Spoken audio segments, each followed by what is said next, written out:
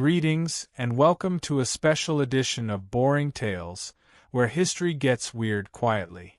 Tonight, we're diving into the shocking hygiene habits of Queen Elizabeth I, a story that's strange, a little gross, and surprisingly soothing. If you're looking for a calm and curious way to unwind, you're in the right place.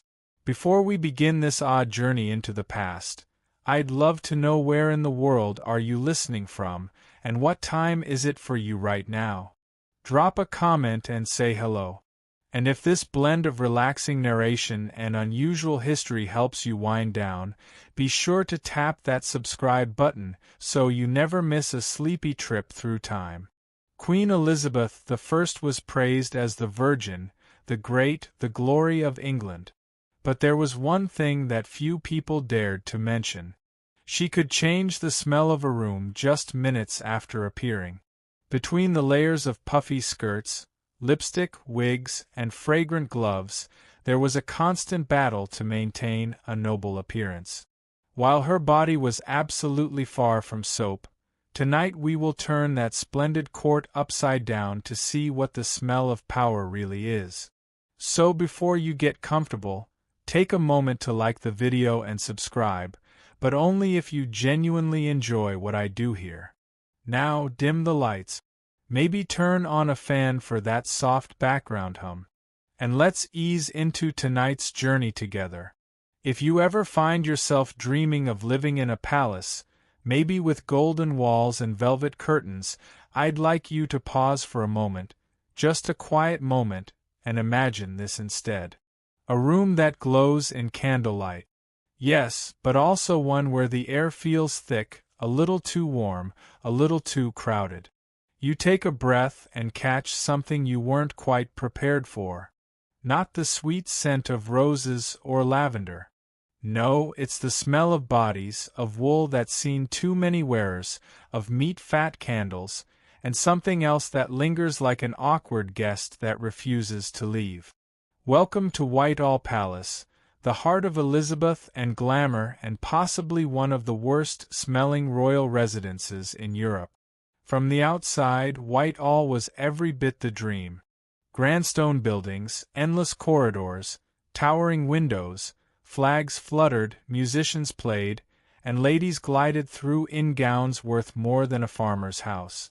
It had everything a Renaissance drama needed, except maybe air circulation. See, once you stepped inside, that grand illusion fell apart quietly, slowly, with each breath. The walls might have been gilded, the floors polished, but the air was not on your side. There was a reason people stuffed herbs into their sleeves and hung oranges filled with cloves from their belt. They weren't just being festive. They were defending their nostrils. Now, Elizabeth herself was no stranger to this battle. She did everything she could to smell like something other than a person. Her chambers were packed with pomanders and perfumed gloves. Her gowns were lined with dried flowers and spices. When she passed through the court, she didn't walk alone. She floated in a cloud of fragrance so intense it probably lingered longer than most of her courtiers' careers. And honestly, she needed it because the palace didn't just smell of humans, it smelled busy. Think sweat soaked into velvet. Think heavy fur that hasn't seen water in a decade. Think candle smoke from animal fat drifting up into the tapestries and staying there for months. And think of all of that at once. But let's not blame her or them. This was normal. In the 16th century, people didn't bathe every day. They weren't bathing every week. If someone bathed once a month, they were showing off. Water wasn't trusted. People thought it opened your pores and let disease in. So instead of washing, they covered. They perfumed. They powdered. The logic was simple. If it smells nice, it must be clean, right? Well, not quite.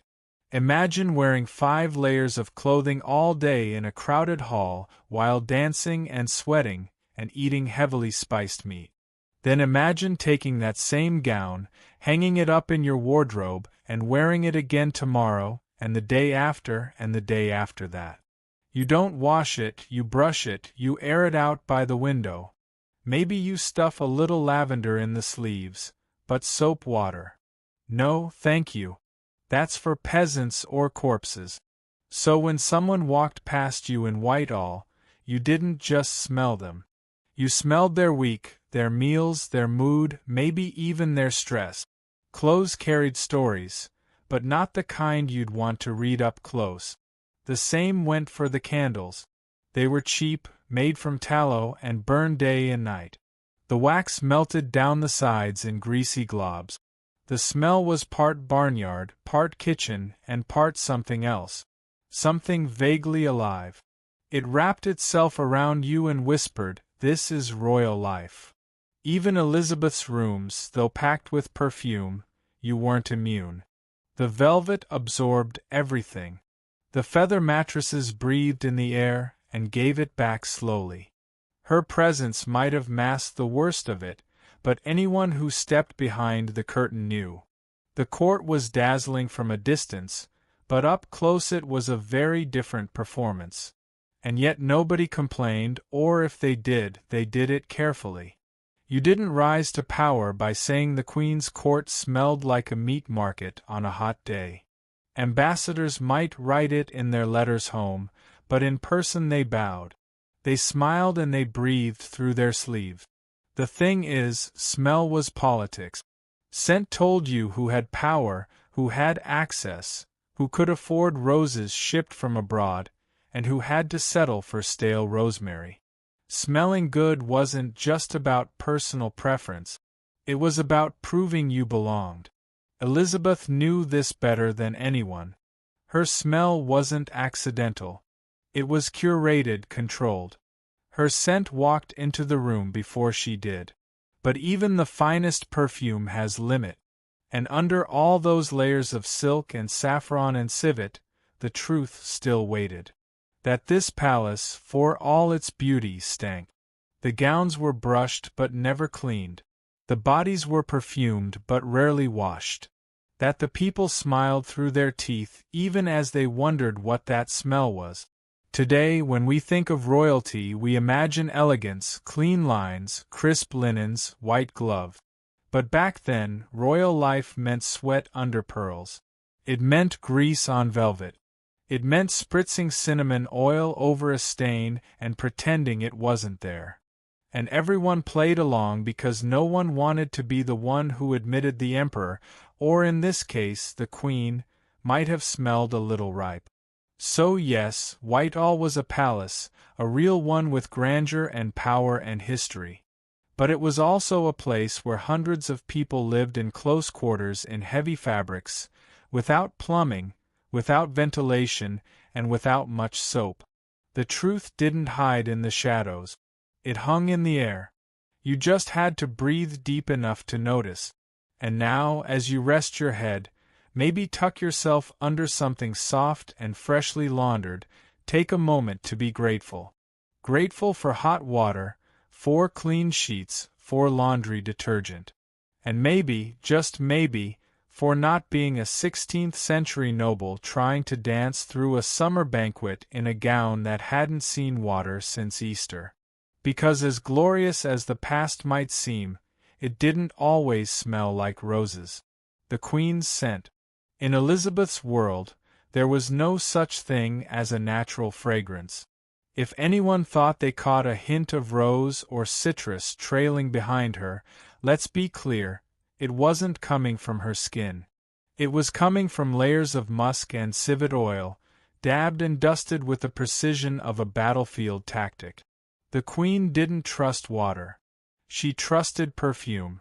And she wore it not for charm, but for survival. She didn't just wear perfume. She armed herself with it.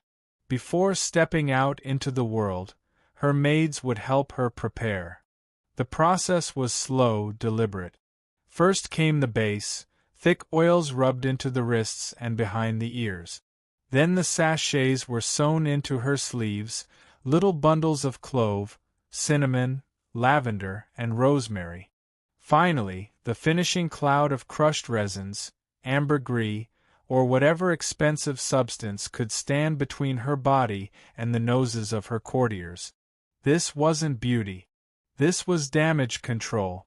Because when you don't bathe and you wear 5 layers of unwashed fabric every day, your body starts telling stories you'd rather keep quiet. And Elizabeth had no intention of letting the truth leak out from under her velvet gowns.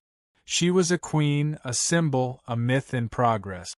And nothing kills a myth faster than a whiff of underarm. The court understood this too.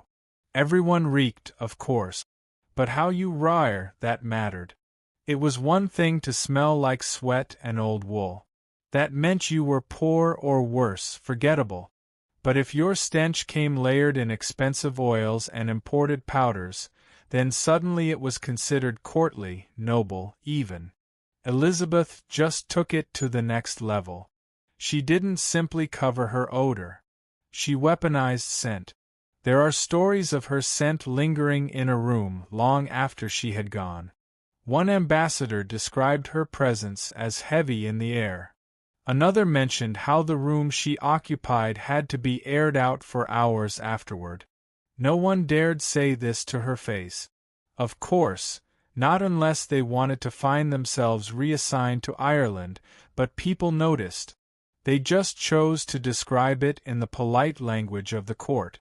She was fragrantly sovereign, which is a delicate way of saying she smelled like she was losing a wrestling match with a spice market. But we have to give her credit. She made it work. In a palace where everyone stank, she managed to make her particular stench feel royal. She understood that perfume wasn't just about hiding the body. It was about projecting power. You could smell a peasant and wrinkle your nose.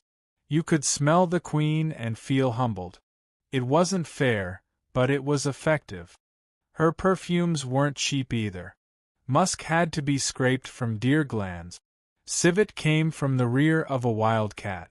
Ambergris was vomited up by whales and then left to ferment in the ocean. All of these ingredients were rare, foul, and absurdly expensive, which made them perfect for a monarch. She wasn't trying to smell clean. She was trying to smell rich. And in that, she succeeded.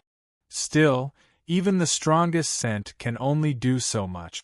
There were warm summer days when the layers of perfume and powder started to melt, revealing hints of the body underneath. Her wigs, which were powdered and perfume, just like everything else, began to trap more than just fragrance. Her gowns, never washed, were soaked in the residue of stress, illness, and the occasional overly long council meeting. The perfume didn't erase this. It just mixed with it. The result was something unique, something that couldn't be bottled. It was part myth, part meat, and part Middle Ages. The queen smelled like herself, and the closer you got, the more you understood what that meant. But no one said a word. They bowed. They smiled. They kissed a glove and spoke about the weather.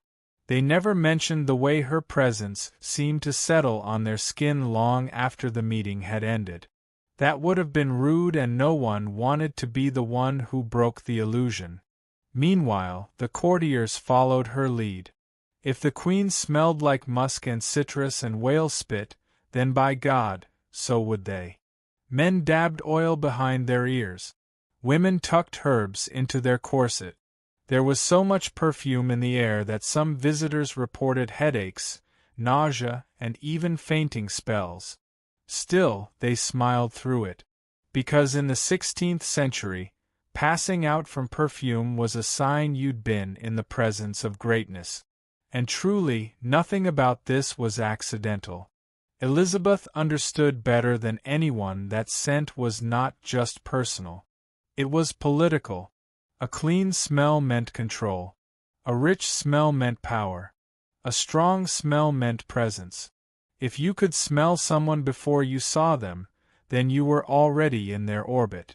She made sure her scent entered a room first, her body came later. It's hard not to admire that kind of precision. Even if the method was, by modern standards, disgusting. Because let's not forget what perfume was covering. No baths, no deodorant, no dental hygiene to speak of. Just cloth, powder, sweat, and desperation. You could scrape off the top layer of one of her gloves and probably discover half a year's worth of court history in the residue. And maybe that's what made her scent so unforgettable. It wasn't just perfume. It was a biography. It told the story of a woman who had no choice but to become a legend, one pomander at a time. But legend or not, the truth always seeps through eventually. And if you want to understand the full picture, you'll need to look past the perfume, past the sleeves stuffed with rosemary, past the powdered wigs, and into the closet. Because the real story, the one that couldn't be masked, was hanging right there in plain sight. The Queen's wardrobe. In the quiet corners of the palace, where the light was softer and the sounds were muffled by heavy curtains, gowns hung in stillness. Some had embroidery so fine it looked like it was stitched with hair. Others carried threads of gold that caught the candle light just right. But if you stepped closer, not to admire with your eyes, but to breathe in gently, the truth would come through. These dresses didn't smell like lavender. Not really. They smelled like something trying to be lavender. Like something that had seen too many bodies and too few buckets of water. At court, clothing was not cleaned. It was preserved, maintained, perhaps pampered even, but never scrubbed, never soaked. The idea of putting fine velvet into water was unthinkable. It would shrink, stretch, bleed, die, and lose its shape. These weren't clothes meant to be washed. They were clothes meant to be brushed. So every morning while the Queen sat at her table or stood before her mirror, someone was nearby with a stiff bristled brush working down the folds of yesterday's gown. They turned it inside out, beat it softly, brushed the seams, and shook it near the window. Sometimes they would hang it on a stand near the fire to let the heat pull out the damp. But water was for the peasants and the rain. Instead, the clothing was scented. They tucked sachets of dried herbs into the linings, usually rosemary, lavender, or thyme, sometimes bits of orange peel or cinnamon bark. They sewed the sachets into sleeves and bodices and hemmed them into the folds of petticoat. The smell wasn't strong enough to fool anyone up close, but it created a kind of illusion. From a few steps away you might think the Queen smelled sweet. You'd have to get much closer to realize the sweetness was only skin deep. She changed her underclothes more often. Linen shifts, stockings, and things that touched the skin directly. Those were washed when they could be, not with soap exactly, but with a kind of rinsing and wringing that passed for cleanliness. Still, by the end of the day, they carried the truth of the body they covered, and by the end of the week, the layers on top had absorbed more than enough. Gloves were a category of their own. They were soft leather, sometimes lined with silk, often stitched with delicate patterns, but more importantly, they were soaked in scent, rose oil, violet, bergamot, and sometimes stronger things like camphor or clove. The Queen wore them almost constantly. She gestured with them, held court with them, let nobles kiss them as a form of greeting. It was part tradition, part theater, part hygiene. After all, it was better to kiss a perfumed glove than a hand that hadn't seen soap in weeks. These gloves were rarely cleaned. If they got too worn, they were replaced. If they got stiff, they were rubbed with scented paste to soften the leather. Some were so richly perfumed that their scent outlived their stitching. But even then, the gloves carried more than fragrance. They carried the residue of meals, of handshakes, of long days spent gripping the arm of a throne. The dresses, meanwhile, carried history in their folds. One could argue they were more honest than the portrait. A painting might show a queen in perfect stillness, untouched by age or sweat. But her dress, hanging in a dark wardrobe, would tell another story. It would whisper of the nervous heat of negotiations, of fevers hidden behind a powdered smile, of hours spent standing while the body underneath begged for rest. And that fabric, for all its beauty, was rarely alone. Lace, brocade, velvet, and fur. All of them absorbed scent. Not just perfume, but body scent, skin oil, the slight sourness of stress, the warmth of summer, the damp of winter. It was all held tight in the weave. And because the gowns were never washed, those smells never really left. They just mingled with whatever perfume was added the next day, one layer on top of another until the gown no longer smelled like rose or musk. It just smelled like Elizabeth. Servants learned not to comment. They brushed and dusted, turned the fabric, and aired it carefully, all while pretending it was still fresh. They worked in silence, their hands moving over seams that hadn't seen water in months. They knew which gown was heavier with scent, which one had been worn through an illness, which one had been worn during a storm. They knew more than they said, and the Queen, to her credit, didn't pretend the gowns were clean. But she did pretend they were presentable. And in her world, presentation was everything. Cleanliness was not about soap. It was about the illusion of control. A well-brushed gown meant stability. A perfumed hem meant power. Her gloved hand meant distance. She wore these things like a shield, and the people around her played along. The court as a whole followed the pattern. Nobles aired their clothes near windows. They beat them with paddles, sprinkled them with powders, and rubbed them with cloth soaked in vinegar and herbs, but they didn't wash them. That was too risky. Better to smell like rosemary and old wool than to ruin a doublet that cost more than a year's rent. So, the smell of the palace became something complex. It wasn't foul, not in the obvious way, but it wasn't clean either. It was old fabric, new perfume, stale sweat, and burnt tallow. It was an effort layered over avoidance, and it stuck to you on your skin, your hair, your tongue. You left the palace and carried a piece of it with you. The Queen's gowns, her gloves, her collars, even her shoes. None of it saw water, only brushes, only powders, only layers of distraction. And in a way, that's what Elizabeth's court was. A place where everything was covered and very little was cleaned. A place where people walked in beauty and left in silence. Too polite to mention the smell. But if you stood close to her, close enough to see the fine stitching on her sleeves, close enough to catch the warmth rising from the fabric, you'd know. You'd feel it, you'd smell it, and you'd understand that royalty doesn't always mean cleanliness. Sometimes it just means no one is allowed to mention the dirt. And still, the worst of it wasn't the clothes. It was what lay beneath them. The skin, the sores, the sweat that soaked through the linen and refused to be ignored. Because for all the perfume and the brushing and the lavender sachets, there was one thing Elizabeth could never escape. Her own body. The Queen's body. In Elizabeth's court, people didn't bathe. Not really. The idea of stepping into a tub, soaking your body, letting water touch your skin from head to toe wasn't just rare. It was considered dangerous. And for the people who lived in lace collars and heavy brioche, that danger was taken seriously. You could ruin your health, they said, open your pores to bad air. Let illness creep in through the skin. So instead of washing, they perfumed. Instead of cleaning, they masked. Cleanliness for them was something you performed, not something you did. The Queen herself was no exception. She didn't bathe often. Maybe once a month, maybe less.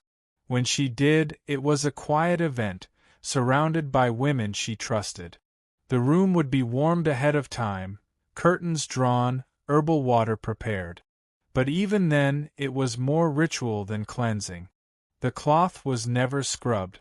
The water never cooled. The air always smelled of rose and steam and candle smoke. It wasn't about removing dirt. It was about restoring the illusion of freshness. For daily routines, there were other methods. Bowls of scented water were set on low tables. A cloth would be dipped, wrung, and passed gently across the face or hands. Sometimes over the chest, never the legs, never the feet. That was too intimate, too risky. Perfumed vinegar was dabbed onto linen squares, then brushed along the neck, the temples, the wrists. It left behind a sharpness. Not quite clean, but not entirely unpleasant either. The goal wasn't to be clean. The goal was to smell like someone who didn't need to be. Tubs did exist, made of wood or lined with tin, but they weren't used in any regular way. Most sat in storage, waiting for a special occasion or a particularly bad fever. When someone truly stank or when illness made it necessary, servants might prepare a bath. But even then, it wasn't something to celebrate. People stepped into tubs the way one steps into a doctor's office, with caution, with doubt, with the hope that they'd come out no worse than they went in. Herbal bags were a common substitute. Cloth pouches filled with dried flowers, mint, rosemary, and sometimes burnt orange peel. These were soaked in warm water and pressed against the body. The water turned cloudy. The scent was sharp. The feeling was comforting, but the skin remained, still oily, still dusty, still carrying whatever had settled there yesterday. And the day before, this system, strange as it sounds now, made sense to them. The people around Elizabeth didn't believe dirt was the problem. They believed smell was. If you didn't stink, you weren't dirty. If you smelled floral, you were clean. Even if the only thing touching your body was rose water poured over the same linen rag 3 times a week. It's tempting to laugh at it, to imagine nobles waving around their scented sachets while their skin cracked beneath layers of powder. But this wasn't laziness. It was logic shaped by fear. The fear of plague, of unseen illnesses, of air that could turn deadly if it touched damp skin. And so rather than take the risk, they powdered, they perfumed, they stayed dry. Elizabeth had her methods. Her favorite was to hold a commander near her face, inhaling gently when someone approached. It looked like elegance. It was defense. She knew what her courtiers smelled like, and she had no intention of letting that stench take root in her lungs.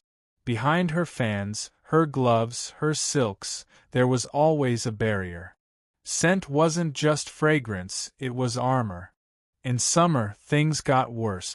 Heat pressed down on the palace. Layers of clothing stuck to the skin. Linen clung, hair matted, wigs turned sour. The air grew heavy with a mix of sweat and perfume and tallow smoke. And yet, no one reached for soap.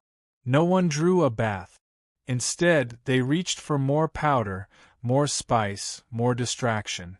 Sometimes one could smell the queen before seeing her.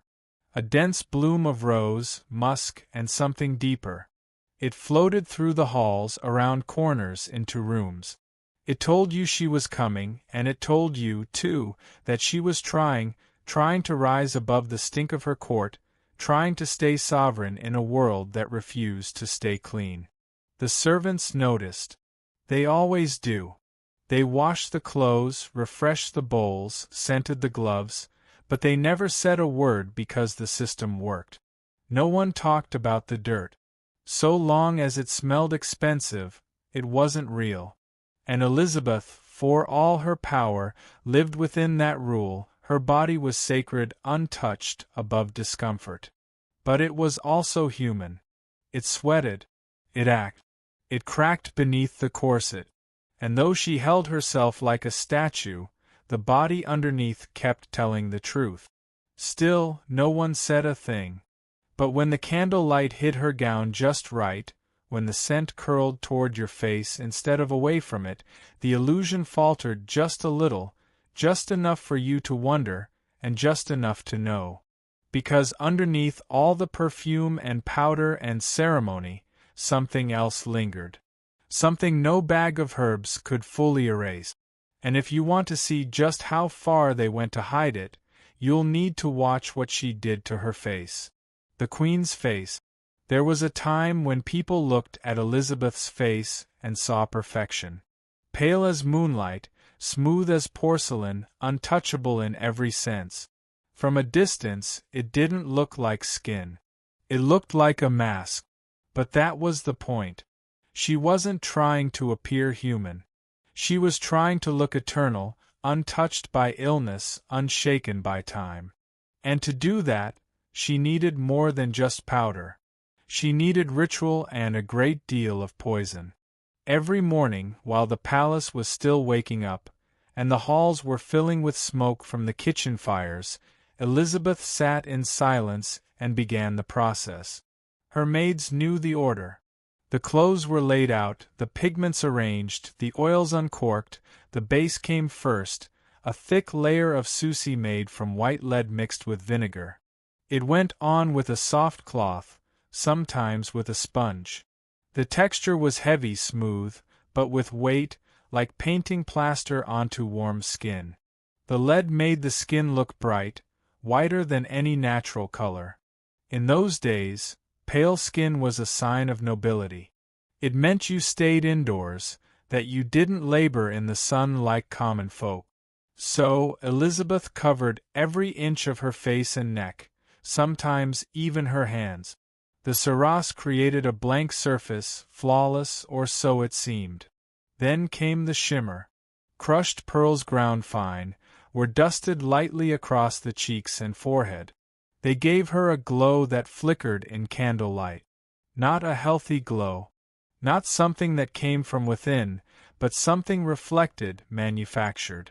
The kind of beauty that looked best from across the room, not up close. For color, she used vermilion, a deep red pigment made from mercury sulfide. It was mixed with a bit of oil and tapped onto the cheeks, just enough to suggest warmth, a pulse, a hint of youth that no longer came naturally. On some days, her lips were tinted too. Not always. But when she needed to appear strong, the red helped. None of it was safe. Not the lead, not the mercury. Over time, they burned the skin, caused rashes, ate into the soft tissue, but there was no turning back. The more the makeup damaged her skin, the more she needed it.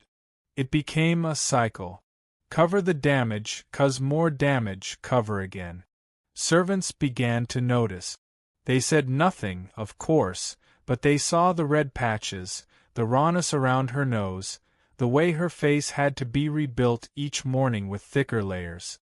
A diplomat once wrote that her appearance seemed to melt by evening. Another noted how different she looked when she turned her head. The illusion only held from the front. And yet she continued because she had to. The Queen couldn't appear weak, not in public, not even in private.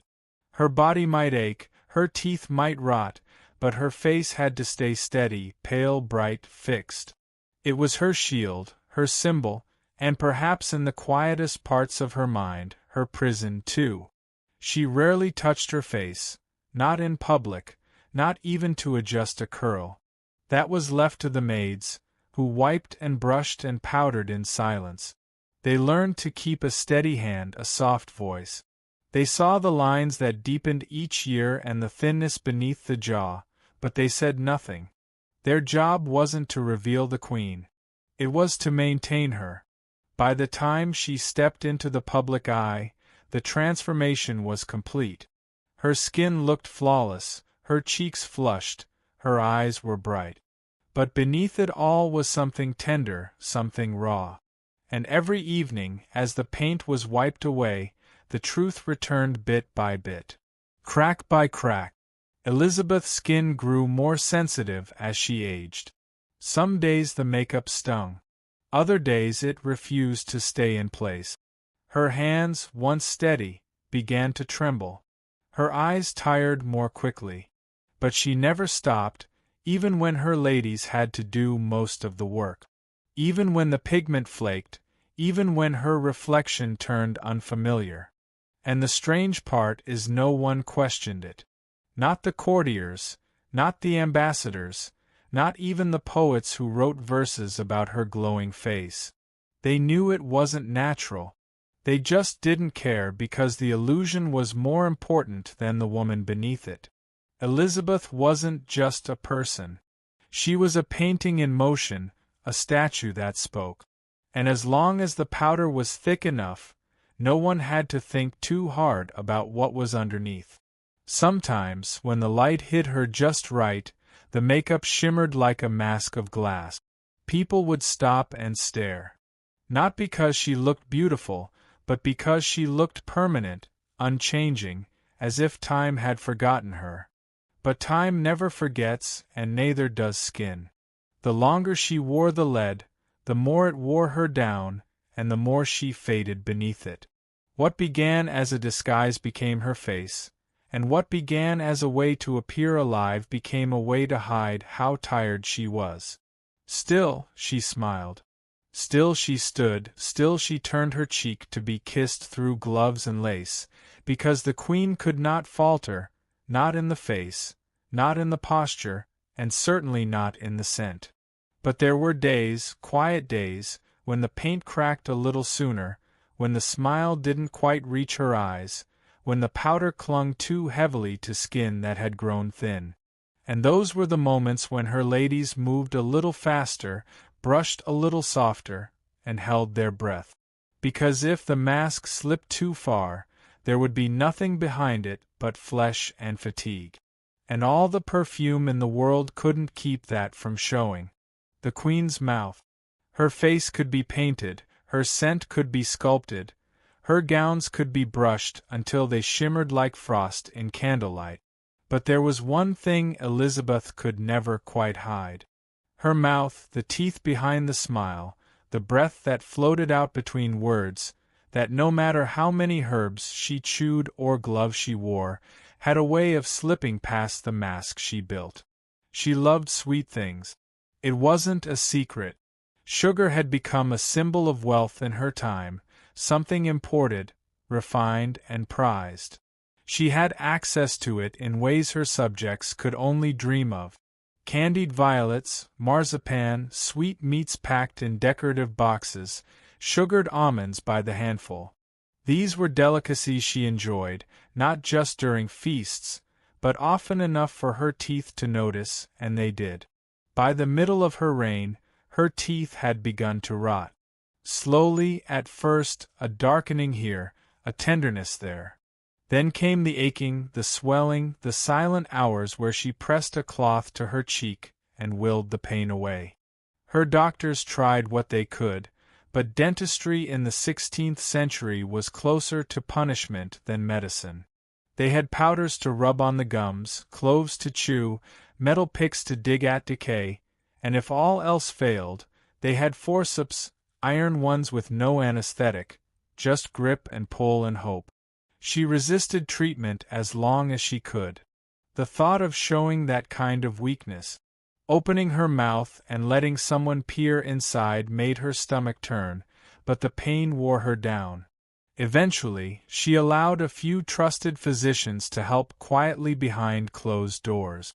Far from the eyes and ears of the court, they packed her myrrhs with softened waxes, applied oil-soaked cloths, sometimes even ground opium into a paste, and rubbed it along the gum line. It dulled the pain, but only for a while. Her breath began to change. It grew sour thick. It carried not just the scent of her meals, but the deeper scent of something festering. The kind of smell that curled at the edges that made people lean back without realizing it. And yet no one said a word. Not to her, not directly. The queen did not smell. The queen could not smell. So when conversation grew difficult, when heads turned slightly to the side, when fan after fan fluttered in a silent breeze, no one dared admit why. They spoke in euphemisms. She seemed tired. She was not feeling herself. The weather had worn her out, and always they blamed the room, the heat, the closeness, the season, but never the breath itself. She knew, of course, you always know. The human nose is honest. More honest than words, more honest than mirrors. She noticed when people flinched. She saw the hesitation in their eyes, the slight delay in their approach.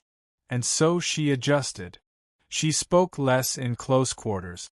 She kept a handkerchief nearby laced with orange blossom or clove. She offered her hand, gloved and scented, instead of leaning in. Distance became part of the ritual. Her court followed suit. They began to mimic her habits. Fans grew larger. Gloves became more perfumed. Even speech patterns shifted. Fewer long monologues, more nodding, more gestures, more polite silences. It became easier to flatter from a distance. Safer, too. No one wrote openly about it in their letters, but the hints were there. A visiting noble once mentioned the air around her being thick with dignity. Another described the Queen's presence as rich and enveloping, delicate phrases, carefully chosen, meant to say what couldn't be said. Behind the lace and velvet, behind the legend, there was a woman who had stopped smiling quite as wide. Still, she kept the illusion alive. The portrait showed her with tight lips, perfectly closed, untroubled. The poets praised her smile as radiant, her breath as sweet. But behind closed doors, the doctors grew more concerned. The extractions were becoming more frequent. Some teeth fell out on their own. Others had to be removed. Over time, chewing became difficult. She began to avoid certain foods. She ate slowly, picking at soft dishes, soups, stewed fruit.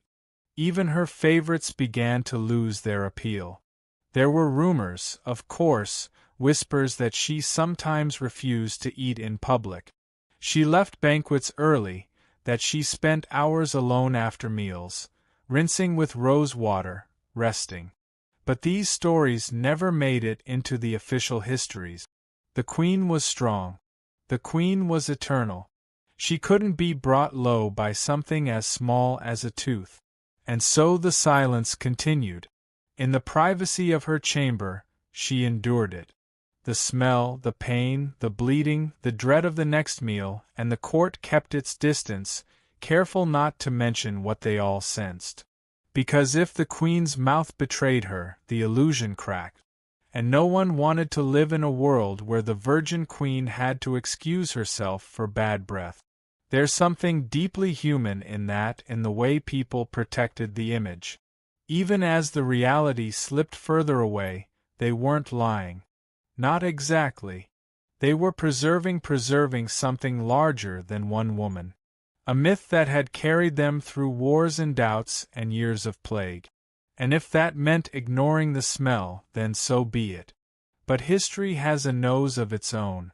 And over time, the truth begins to show in the letters, in the treatments recorded, in the subtle changes to her routine, in the way she kept her lips pressed together, even when laughing, even when hurting.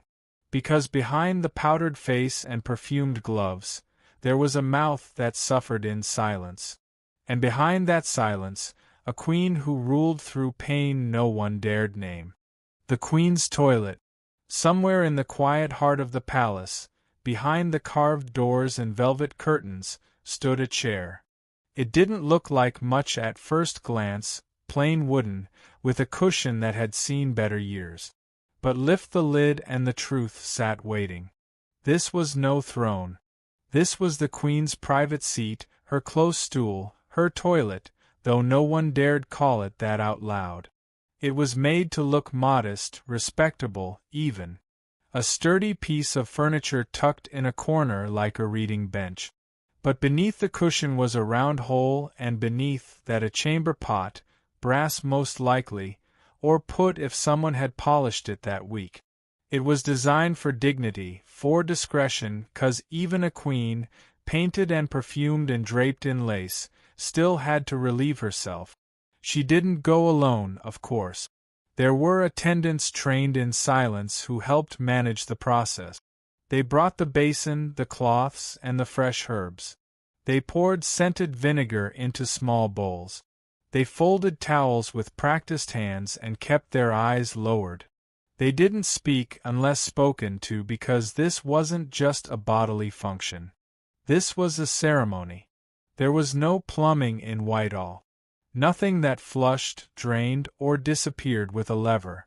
Everything stayed where it landed until someone came to carry it away. That someone was not the queen nor her ladies. It was a servant, lower in rank, higher in discretion, tasked with the removal of waste from the royal body. Their job was simple and constant. The room wasn't sealed, but it was closed. Heavy drapes were drawn. Windows, if they opened at all, were narrow and high. Air didn't move so much as settle, which meant the smell did too. A quiet presence, never acknowledged, always present, a scent that clung to the walls and whispered reminders that beneath the silk and ceremony there was always flesh. They tried to manage it. Scented sachets were hung from hooks. Bowls of dried lavender sat near the door.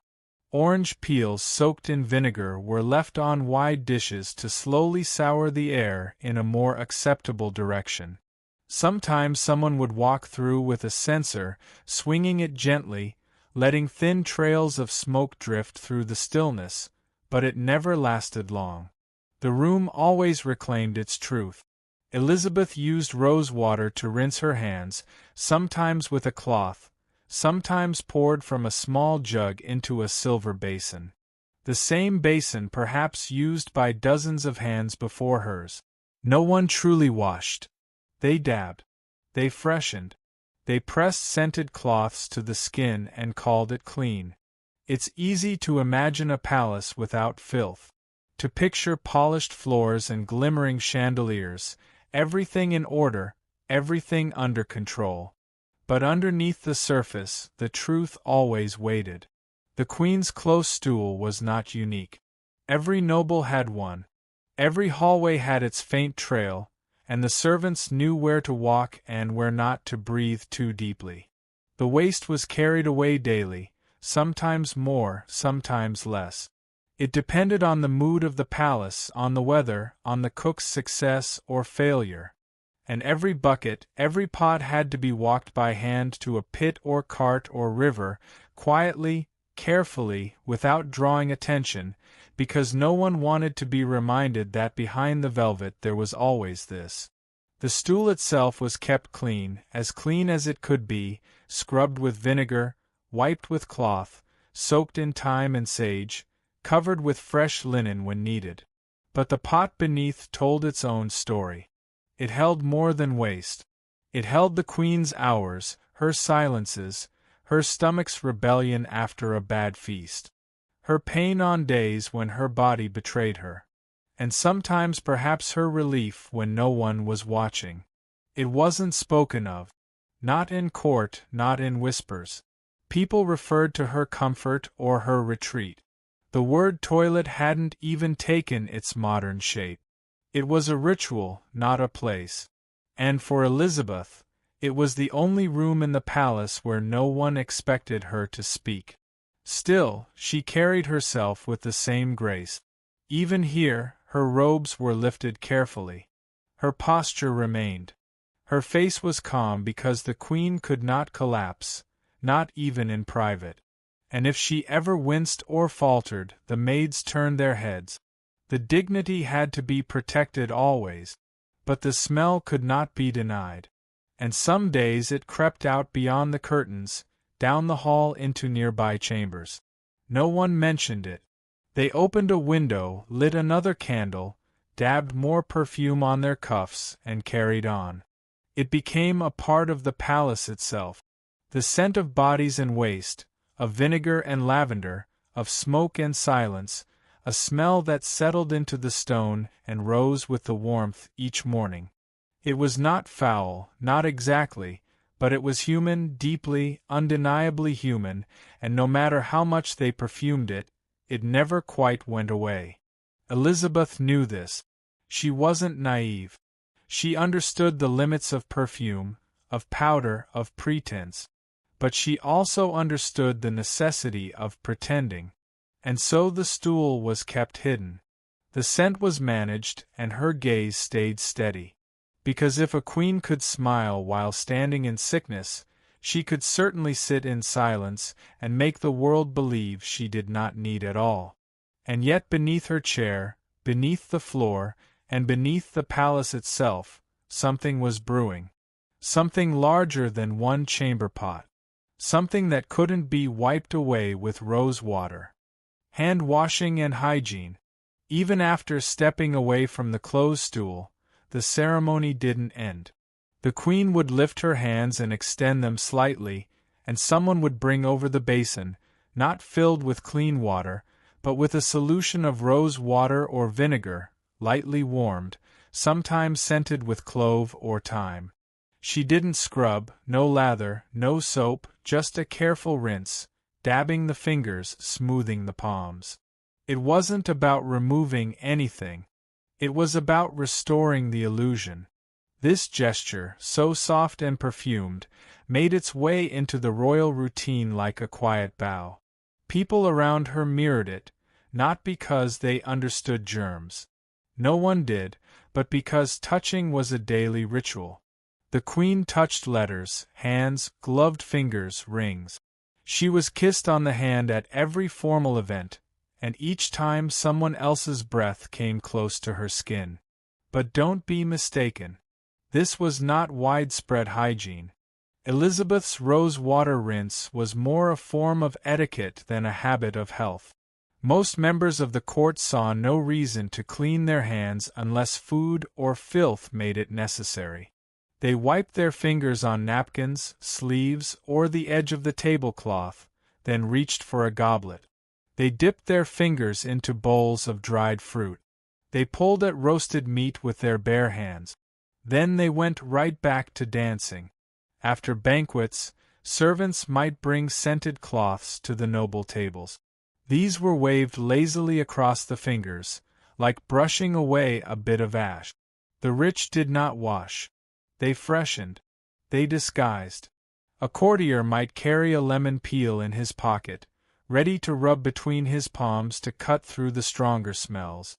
Others kept a small bottle of vinegar in their pouch, dabbed on their gloves to appear polite, but gloves were rarely removed, and the hands inside told a different story. It was the same with the ladies, sleeves long enough to wipe, rings thick enough to trap grease beneath them. Silk gloves that hadn't been turned inside out in weeks. The perfumes on their wrists clashed with the odor of untouched skin. Some wore pomanders, little orbs filled with herbs and resin hanging from their waists or tucked into folds of fabric. A subtle hint of cleanliness floating beside a much louder truth. During court dances, hands were joined, twirled, and lifted. Sweat passed easily. Heat rose. Gloves rubbed against gloves and bare fingers brushed against brocade. The perfume mingled with skin, but no one stopped to wash. They were too busy smiling, laughing. They showed off how graceful they could be in heavy gowns and tight shoes. The filth moved between them like a guest no one invited, but no one dared to mention. There were gestures to signal refinement, offering your gloved hand for a kiss, holding a perfumed cloth to your nose while walking past the servants, dipping fingertips into a shallow dish of herbs before a meal. These replaced soap, they stood in for water. And in a palace as grand as Whitehall, they were enough. But what wasn't visible was how quickly things traveled. A touch on the hand, a cough during conversation, a borrowed fan. The nobles passed more than gossip. Illnesses slid from skin to skin. A fever in one corner of the ballroom became a whisper by morning. A sore throat in the chapel echoed through the corridors the next day. And still the basin stayed empty. Still the rose water was for the queen alone. Elizabeth, to her credit, was more cautious than most. She understood appearances, and in her mind clean hands made for a clean reign, or at least a fragrant one. She carried herself with a kind of sacred distance. A queen must seem untouchable, and a well-scented palm helped, but even her habits were symbolic. The hands were rinsed. Yes, the face was dabbed, the wrists were perfumed, yet the sleeve stayed heavy. The skin beneath the rings never saw daylight. And when her gloves came off, if they ever did, they told their own story. Not filthy, but not fresh either. Somewhere between presentable and persistent. Some whispered that Elizabeth had a special glove made for sleeping, lined with herbs, infused with wax, meant to soothe the skin overnight and mask whatever lingered from the day. Whether this was true or not, no one could say, but it fit the pattern. Cleanliness was performance. A layer, a scent, a glove between truth and touch. By morning, the cycle restarted. The basin was filled. The vinegar stirred. The clothes were folded neatly beside her mirror. She would press her fingertips into the bowl and lift them again, letting the scent rise like incense, a queen's ablution, half ritual, half mask, and wholly accepted. Meanwhile, in the other corners of the court, fingers remained darkened with ink, with soot, with meat juices and powdered sugar. They reached into bowls, tugged at laces, and fixed jewels. And nobody minded because the performance had never been about cleanliness. It had always been about what people could pretend to see. If you walked through Whitehall with your eyes half closed, you might believe the place was spotless. If you judged by perfume, you might think you were surrounded by saints, but open your eyes fully and the truth settles into your nose. Behind every rose petal was a residue. Behind every glove, a film. Behind every hand, the unwashed echo of someone else's day. And just like that, we move from fingertips to fabric. Because what touched those hands most often was not soap, but sleeves. Gowns brushed against elbows. Cuffs were adjusted. Scarves were passed from one perfumed body to the next. And those gowns, those carefully kept, rarely washed. Endlessly brushed gowns. They had secrets of their own. The queen's cloaks and gowns.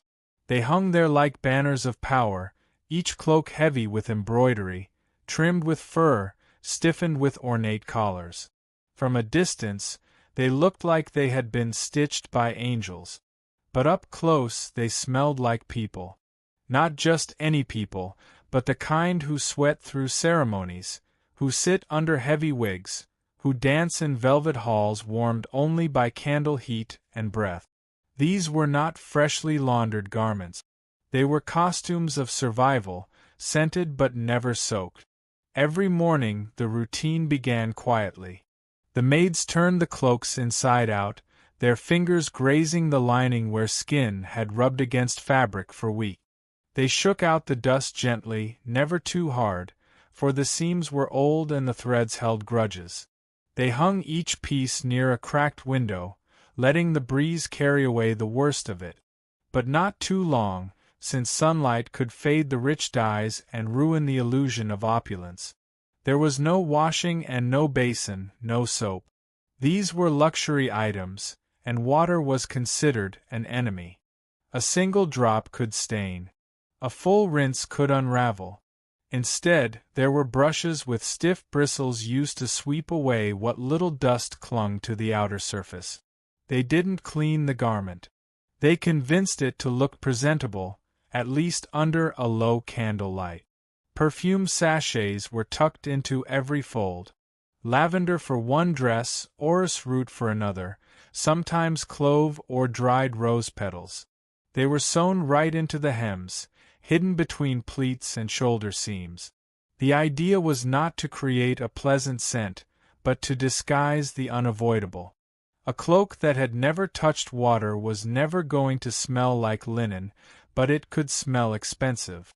Some cloaks had not been worn in months, yet they carried the memory of every previous use. A faint trail of rouge where the queen's cheek had brushed the collar. A darker stain near the cuffs where wine had splashed and dried.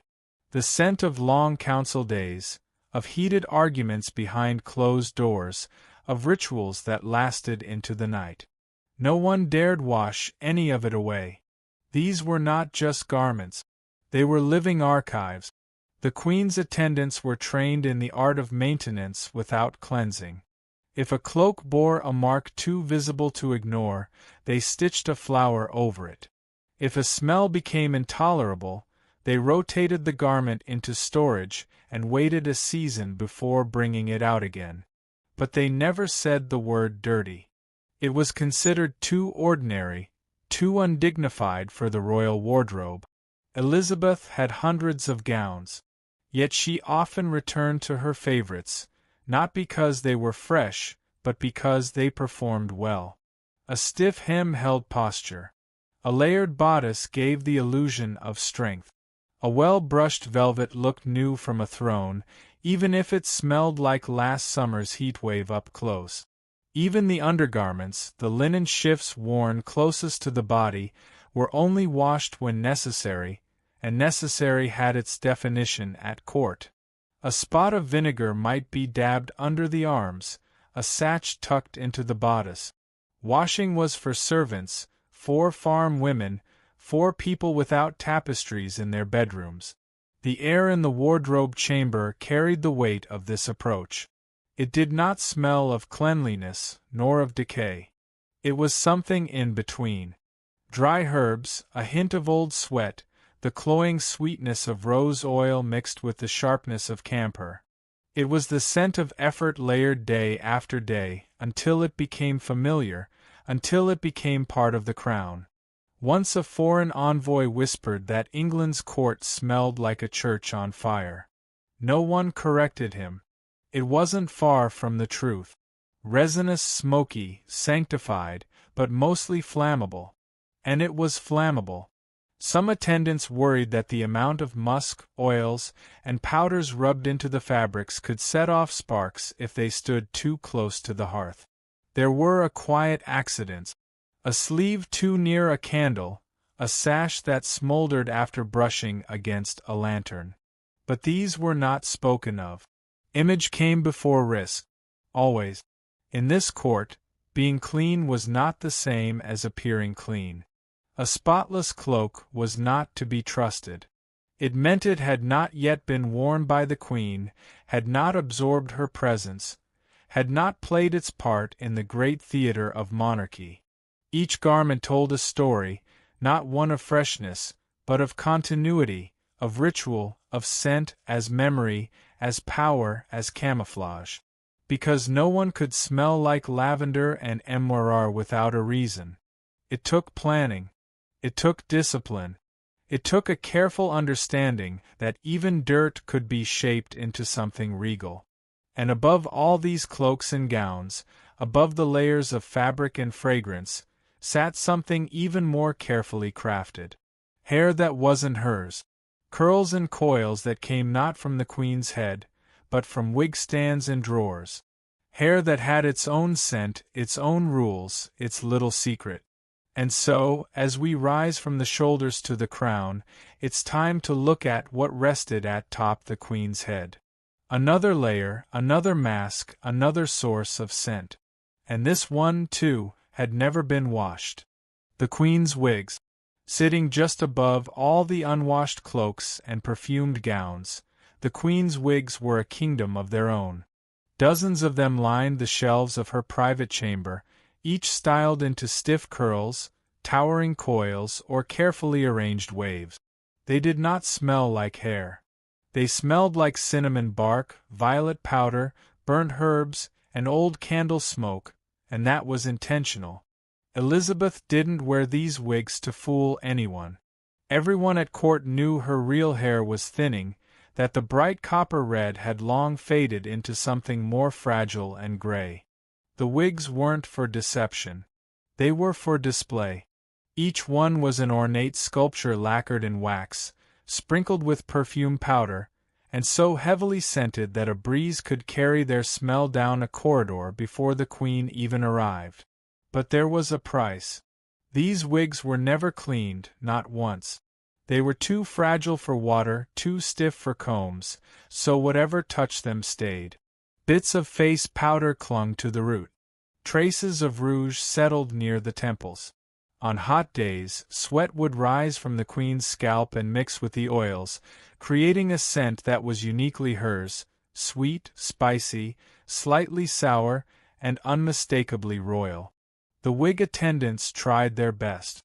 They would dust each piece gently with perfume starch, layer on another veil of crushed lavender or bergamot, maybe dab a little vinegar to tame the sharpness, but there was no fixing the core problem. A scented wig is still a used wig, and in the summer months, with violet chambers and no ventilation, those scents became assertive. When the queen leaned down to whisper to a courtier, they would sometimes flinch ever so slightly, not out of fear, but from the thick blend of aromas rising from her hairline. It wasn't offensive exactly, just overwhelming, a mix of heat, herbs, and history, condensed into every strand. You didn't so much smell it to survive it. Over time, each wig developed its personality. One might carry the deep spice of cloves and pepper. Another the sticky sweetness of dried rose petals.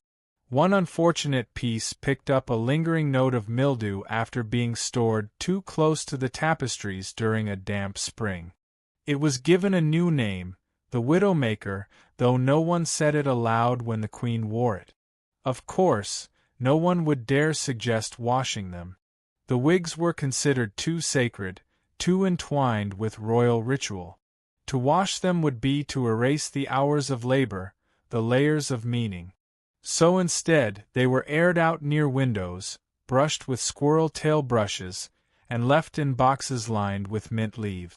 Whether or not it helped was debatable.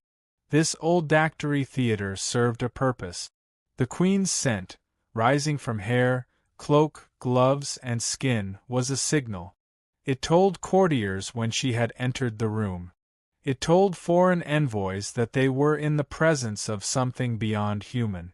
It told servants to stay back if they were overly sensitive to musk. The wigs were not just hairpieces. They were crowns in disguise, heavier than they looked, uncomfortable to wear, and impossible to forget. Some were studded with pearls, others topped with feathers or netting, and all of them were stiff with product. One strong breeze could probably lift the whole thing off if not for the strategic use of pins. There were rumors that the queen sometimes slept upright to preserve her wigs between events, that she had a special frame to hold her head steady, and that her maids would resent the hair in the early morning hours without waking her. These tales were likely exaggerated, but not entirely unbelievable. After all, image was everything, and the queen's image had a smell. No one in her court could imitate it exactly, though many tried. Lesser nobles powdered their hair with similar mixtures, hoping to channel a little of her presence, but they didn't have the layers. The years, the practiced weight of wigs worn like armor.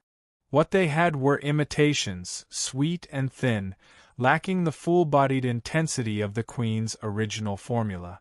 To stand close to her was to feel part of a ceremony, not just visual, but visceral. You saw the brightness of the wig, the shimmer of powder, the stiff lace edge pressed to her temple, and you smell the history, the effort, the stubborn refusal to be ordinary. And beneath all those layers of scent and starch, behind the curls that never moved and the wax that never melted was a very human head. Tired, aging, and sweating through the rituals of being divine. But the court didn't want a human. They wanted a monument. So she gave them one. Every morning, one wig at a time. And just like the cloaks, just like the gloves, each wig was only part of the surface. There were still deeper layers, still more rituals to hide the truth. And as we move from crown to fingertip, the story continues. In every scented glove and unwashed hand that reached out for power. The politics of scent. By the time a visitor reached the inner halls of Elizabeth's court, they had already entered a world shaped not just by golden velvet, but by scent. The corridors' riot of intention. Not chaos, not dirt, but purposefully layered perfumes, pressed into every thread, powdered onto every wig, smeared into every glove. Politics here didn't start with words. They started with smell. If a noble woman wore violet oil, she was signaling refinement. If a courtier's coat reeked of civet or musk, it meant he had money. Or at least access to someone who did. The poor attendants, if allowed near, smelled faintly of old wool and whatever herbs they could afford to stuff in their sleeves, that their presence was tolerated only briefly, because in this world, stink was status, or rather the absence of it was. The Queen herself was a symphony of curated smells. She didn't just want to look untouchable. She wanted to smell untouchable, and she achieved it. Whether standing at the top of the great staircase or walking slowly through the privy chamber, her scent arrived before her. People turned, not because they heard her footsteps, but because they caught a waft of rose oil mixed with something darker, something foreign, something expensive. That scent was her shield, her calling card, her brand. It was carefully engineered to overwhelm, to announce without speaking, to leave a trail of memory in every room she passed through. This was not luxury. This was a strategy. Foreign envoys would later write about the atmosphere of the English court. They spoke not just of the splendor, but of the intensity of the air. It was scented like a temple, they said, or a market in Damascus, or a funeral in July.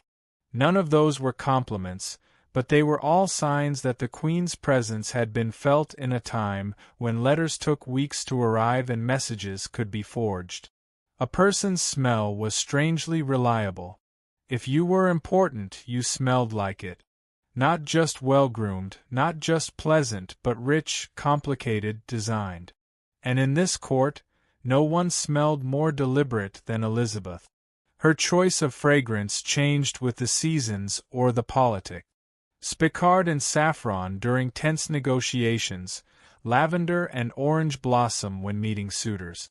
When she feared betrayal, she leaned into frankincense and bitter herbs, as if warning everyone in the room without saying a word. And those choices were noticed. Diplomats tried to mimic them, hoping to flatter her nose if not her ears.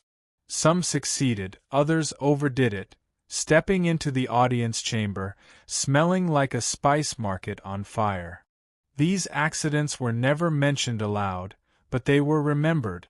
Perfume was a delicate game. One misstep and you smelled desperate. At state banquets, the fragrance war escalated. The room pulsed with layers of scent, fighting to dominate. The Queen's tablecloths were soaked in rose water. Her silverware was wiped with orange oil, her gloves reeking of ambery. The entire affair was less about food and more about breath control. Those who couldn't handle it coughed quietly behind their napkins and hoped no one noticed. It wasn't just about excess. It was about control. If Elizabeth's scent could fill a room, it meant the room was hers. If her presence could be felt through the nose, even before a word was spoken, then her power was complete. Even in paintings, artists tried to capture it. They gave her powdered skin, perfumed gloves, a faint mist of something invisible hovering around her image. Viewers centuries later don't notice it, but the people who stood near her did. They knew that being close to the Queen meant inhaling her rules. The court adjusted accordingly. Meetings were scheduled after baths. Visitors were warned to wear scent, but not too much. Maids walked behind the Queen carrying sachets of dried herbs, just in case the air needed adjusting. The Privy Council debated policy in rooms thick with orris root and burning resin. Decisions were made through clouds of perfume. Rebellion, when it came to pass through lavender. It is easy now to laugh at it all, to imagine a monarch obsessed with smell, as if fragrance could hold a kingdom together. But in her world it did. Scent was loyalty.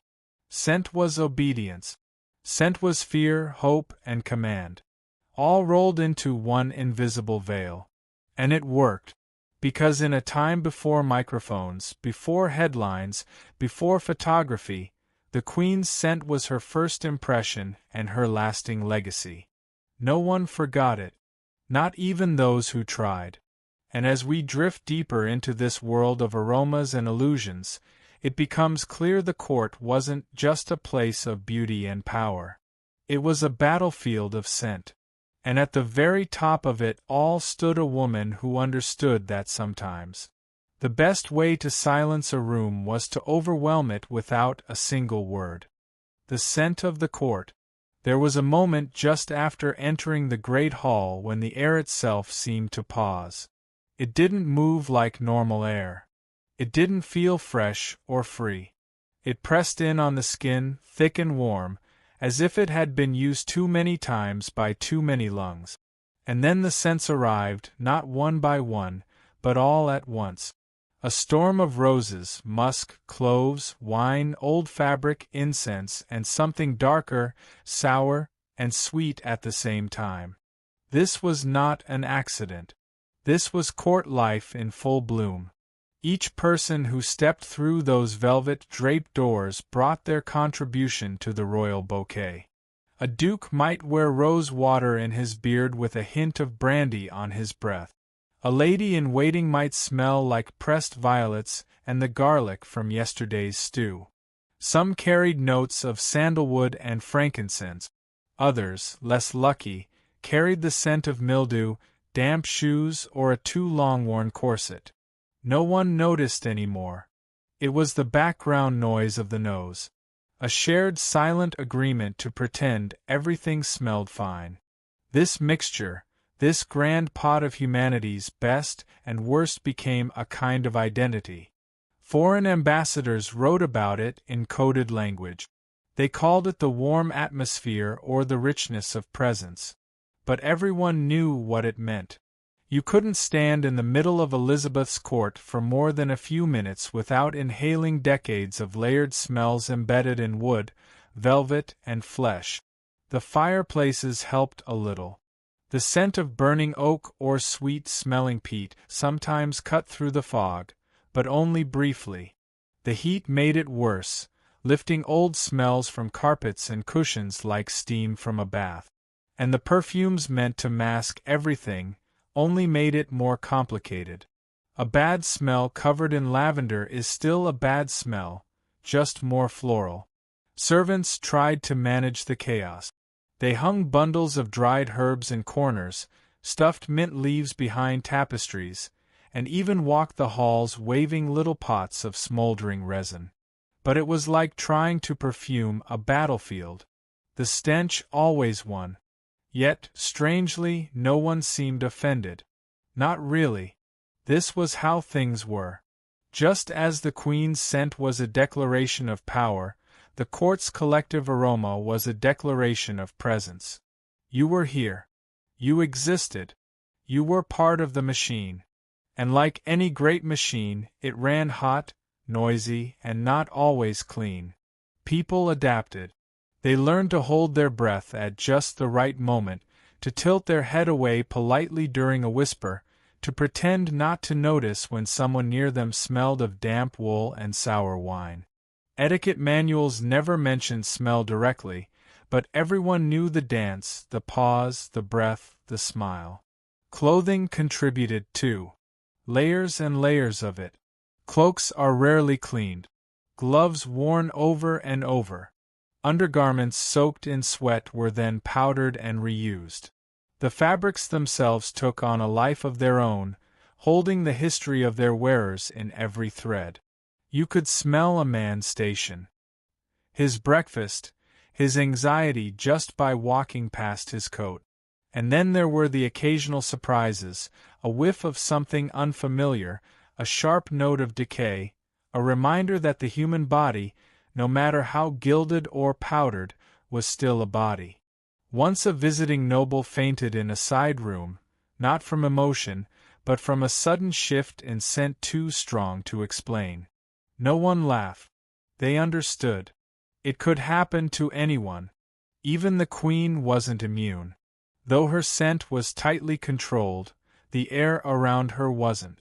Courtiers crowded close, their aromas colliding like wardship.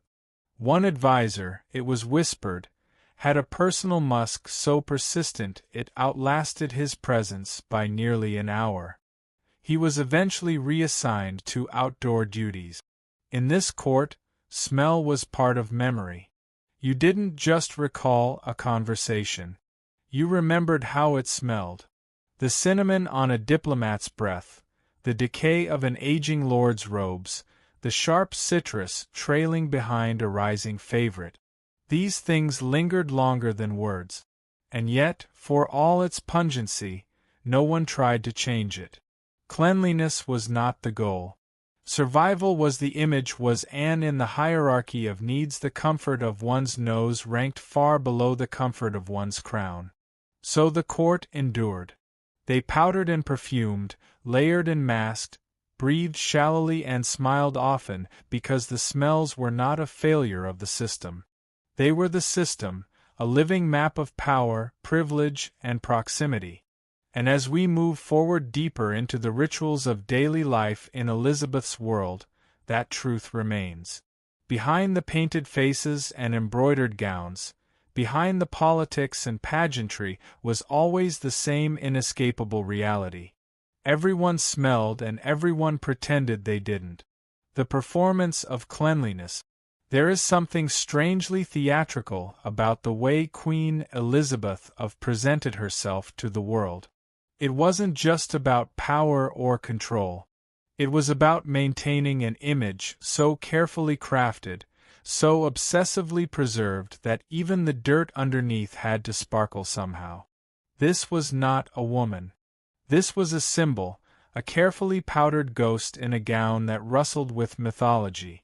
People didn't bow to her flesh and blood. They bowed to an illusion wrapped in silk and legend. And that illusion had to smell pleasant, even if it sat on top of weeks-old sweat. Each morning her attendants prepared the stage. They didn't simply dress her. They assembled her. First came the base, the skin. It had to appear pale, smooth, and unblemished. Not because she liked the color, but because paleness meant virtue, chastity, superiority over those laboring outdoors under the sun. So they painted her face with a thick layer of Venetian Susi, a delightful combination of white lead and vinegar. It cracked over time, but no one dared point it out. To the outside eye, it was just porcelain beauty. To anyone up close, it was a delicate crust of poison, a mask that grew heavier each year. And then the blush, not the gentle kind you see on modern cheek. No, this was made from cinnabar or vermilion containing mercury.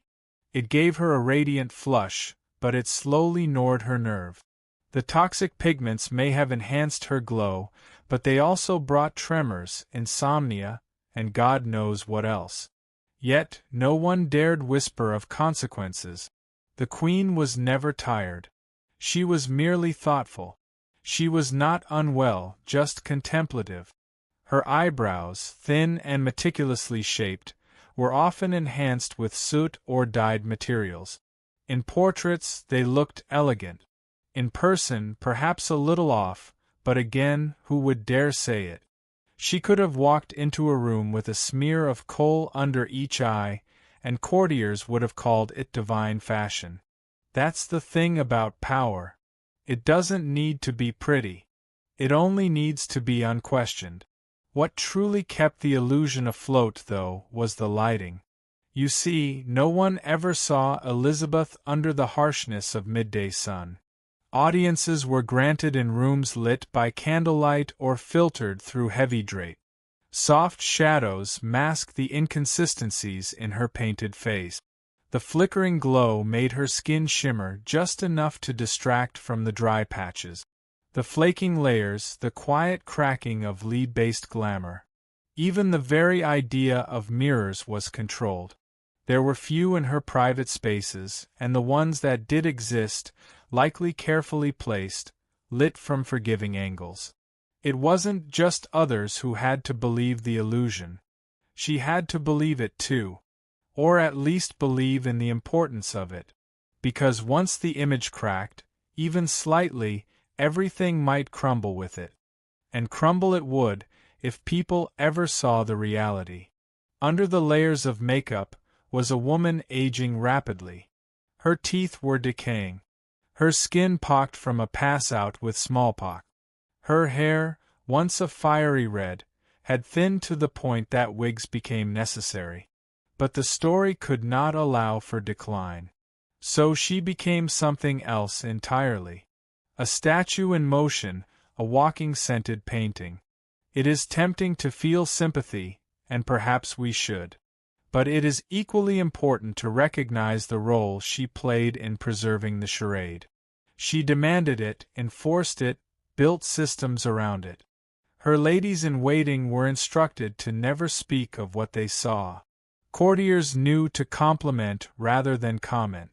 The entire court became a supporting cast in a never-ending play called The Virgin Queen. This was not hygiene as we know it today. This was ritual, not about cleanliness, but about meaning. The scent of lavender didn't mean she was fresh. It meant she was untouchable. The smoothness of her gowns didn't suggest comfort. It suggested purity. Even when she was unwell, she had to appear invincible. The illusion was stronger than the body. The story is more sacred than the truth. It is no surprise then that historians today often struggle to separate the real Elizabeth from the image she curated. Was she confident or just cornered by expectation? Was she proud or imprisoned by the role she created? Perhaps both. Perhaps neither. Perhaps she was simply too deep into the act to stop performing. Even her portraits lied. Artists were instructed to enhance her features, idealize her complexion, and elongate her neck. The Queen had final approval. If a painting showed too much humanity, it was discarded. Only the divine could remain. Only the flawless. Imagine being so powerful that even your likeness had to lie for you. And yet, behind closed doors, she must have felt the weight of it. The hours were spent sitting still while paint dried on her face. The stiffness of heavily embroidered gowns, the endless layers of artifice that felt more like armor than attire. And still she persisted, not just because she wanted to, because she had to. In a world where a woman's authority was constantly questioned, the performance of perfection was a necessity. If she faltered even for a moment, they might pounce. So she smiled, stood tall, wore white, glowed like a pearl, even as her body begged for rest. It is ironic, of course, that what we now admire, the strength, the image, the mystique, was born from powders and perfumes, from sweat hidden beneath silk, from routines so suffocating they would make a modern beauty influencer weep. Yet we remember the icon, not the effort, the scent, not the sweat. And maybe that's what she wanted. To be remembered as more than a person. To be remembered as present, as myth, as something clean, controlled, and eternally untouched. But under all that powder, Elizabeth was still human. And if her skin could speak, it might tell a different story. The miasma theory. People in Elizabeth and times didn't fear germs because they didn't even know such things existed. What they did fear, however, was something far more familiar to their noses than to their minds. They believed that disease came from foul air, from invisible clouds of stink drifting through cities, palaces, and open fields. This belief was known as the miasma theory, and for centuries, it shaped everything from architecture to personal hygiene. If the air around you smelled bad, it was considered dangerous. If it smelled good, it was safe. That was the logic. Simple, wrong, but comforting enough to become a way of life. In a court obsessed with appearances, this idea flourished. Bad smells were not only unpleasant, they were a sign of corruption, sin, or sickness. Good smells, on the other hand, meant purity, control, and most importantly, health. This belief allowed people to live with filth as long as it didn't reek too much. And if it did, they would cover it with something floral. That is where the perfume came in. The more extravagant the odor, the more protected you were thought to be. Elizabeth Fierce, of course, was not going to risk her public image by smelling like the gutters of London. Her court was drenched in perfumes, salves, herbal sachets, and scented candles. The belief was not that these things made her clean. It was that they kept illness away. They were talismans more than tools. Walls were hung with bundles of dried lavender. Carpets were sprinkled with rose water. Even gloves were soaked in musk and ambergris. The result was not so much cleanliness as confusion. The room smelled like a garden, but the walls were moldy. The floors were stained, and the corners harbored more life than one would care to name. Still, they trusted their noses. Scent was their compass, their early warning system, their fragile line of defense. And when Elizabeth floated past, trailing jasmine and civet, people believed they were in the presence of not just royalty, but safety. Of course, the truth was less poetic. Underneath the layers of perfume, the Queen's world was just as ripe with disease as any commoner's hut.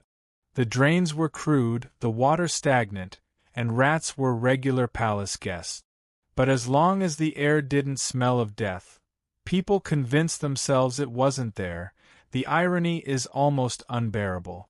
They work so hard to smell nice while ignoring the very real problems around them. They thought that if something didn't stink, it couldn't possibly hurt them. It was a perfume-centered denial of reality. And to be fair, it wasn't entirely their fault. They didn't have microscopes. They didn't understand infection. They didn't know that cholera doesn't need an odor to kill you. That typhus doesn't announce itself with a foul breeze. Instead, they fought invisible threats with visible rituals. Herbal smoke in the hallways, orange peels in windows, bags of dried rose petals tied to the wrist. These weren't just habits. They were hopes. Desperate, well-scented hopes that the world made more sense than it did. Even Elizabeth, with all her education and access to the finest physicians, leaned on this belief. She clung to her scented gloves and her rose-water rinses as if they could keep decay at bay. And in some twisted way they did, not medically, of course, but socially. The Queen smelled better than the peasants, so she must have been healthier. Smell became status. A noble's worth could be guessed by their aroma. Musk for the powerful, spices for the well-connected, and for those without means, the scent of sweat, smoke, and whatever else the day dragged in.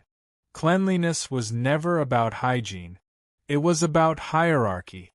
In a world where diseases had no names and symptoms were often misread as divine punishment, scent gave people a sense of control. It allowed them to believe they could fight back. One extra handful of dried mint in your pillow. One more splash of lavender on your collar. These were the shields they raised each morning. Not because they were effective, but because they were all they had.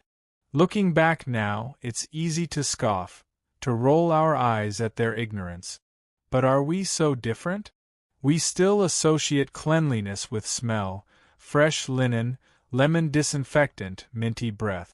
We buy candles and air fresheners that promise serenity and scent. We cover the smell of reality just like they did with prettier illusions. The only real difference is that now we know what we're hiding. Elizabeth's court didn't have that luxury. They couldn't Google the symptoms of plague. They couldn't sanitize a room with the press of a button. They had bundles of time and hope and the belief that if they could make the world smell like a meadow, it might just behave like one. It didn't. Of course, diseases spread anyway. People died anyway, but at least they died believing they had tried.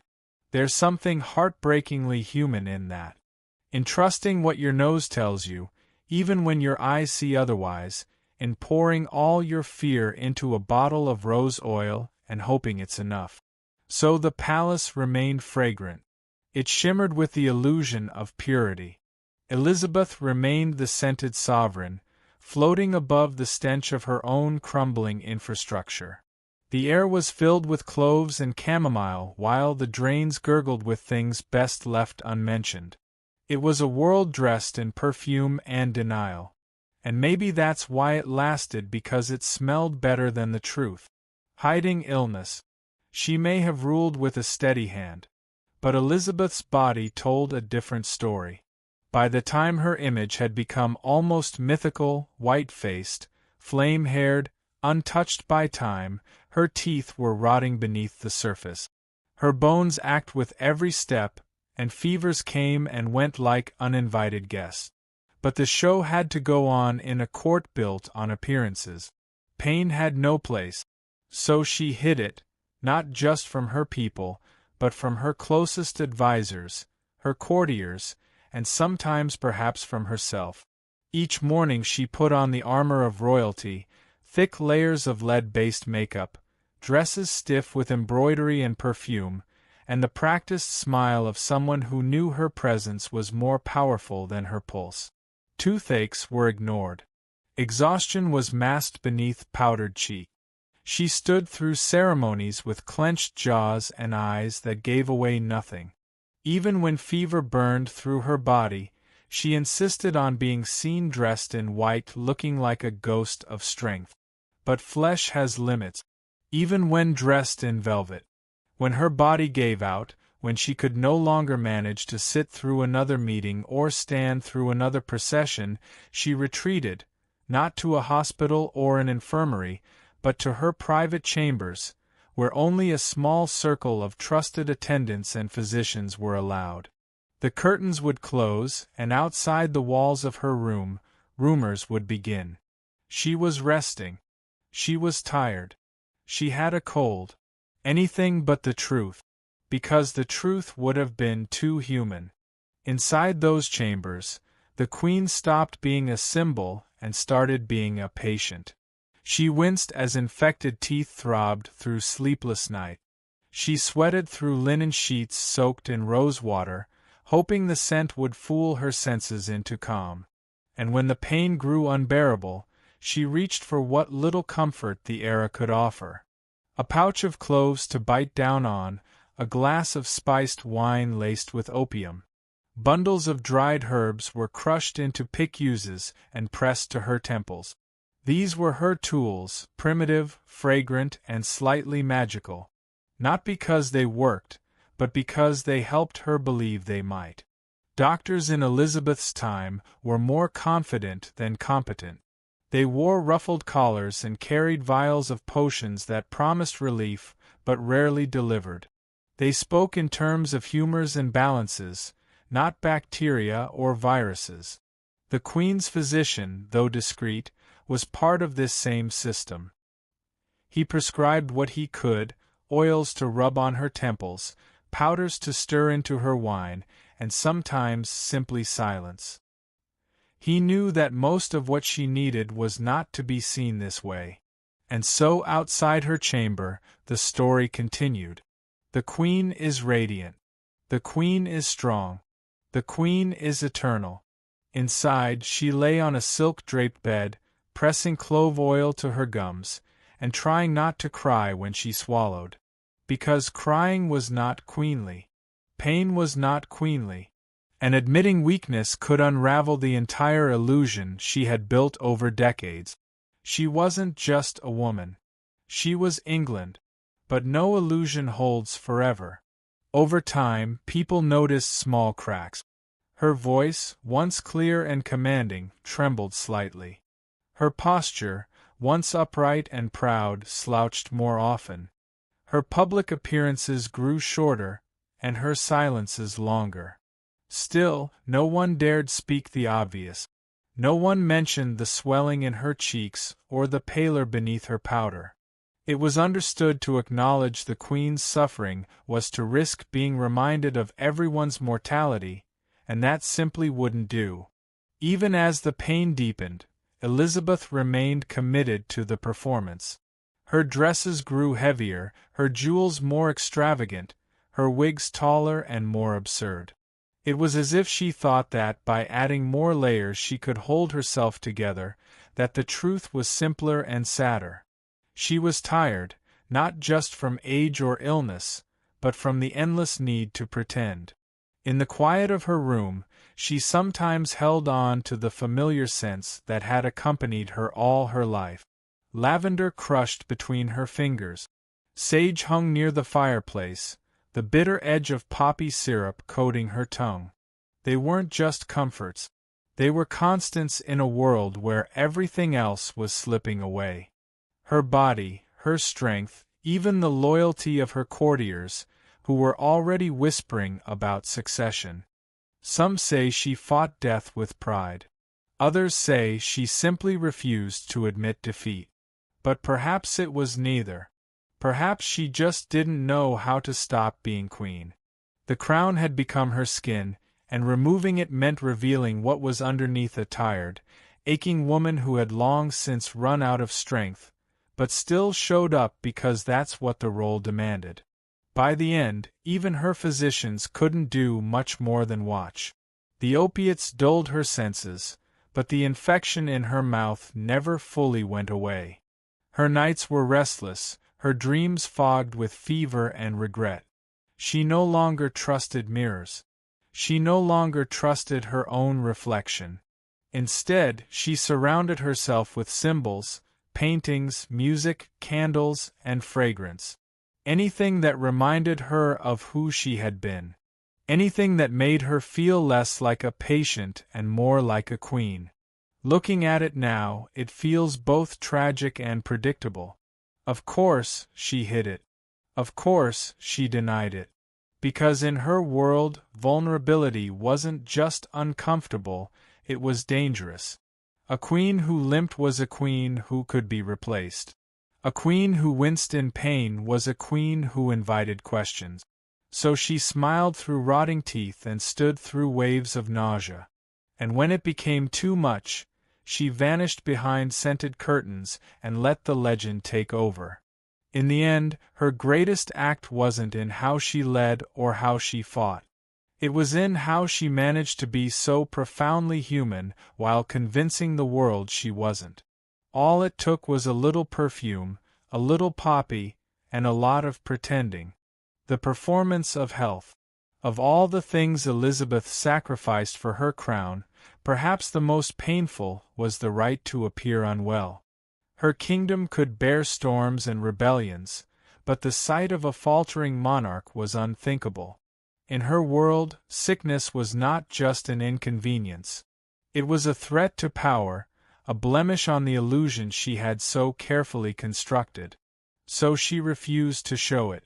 Her health declined quietly behind doors that rarely opened, while the woman herself continued to glide through ceremonies, draped in satin, painted in powder, and smiling through the ache. Her image mattered more than her comfort. When her legs grew weak and her spine stiffened, she chose heels instead of slippers. When her jaw throbbed with pain, she chose laughter over silence. And when her pulse fluttered irregularly in her neck, she stood straighter, held her chin higher, and pretended that the world beneath her feet was as steady as ever. She did not limp. She did not lean. And if she stumbled, it was because the floor was uneven. Not because her body was betraying her. White gowns became her signature. Not because they were practical or flattering, but because they made her look like something beyond human. They shimmered under candlelight, reflected purity, and whispered of invincibility. No one wanted to imagine their queen curled in bed, clutching at her ribs, or moaning from a toothache. They wanted a statue, a presence, a myth brought to life. And Elizabeth gave it to them every single day. The court played its part too. They bowed a little lower when she seemed tired.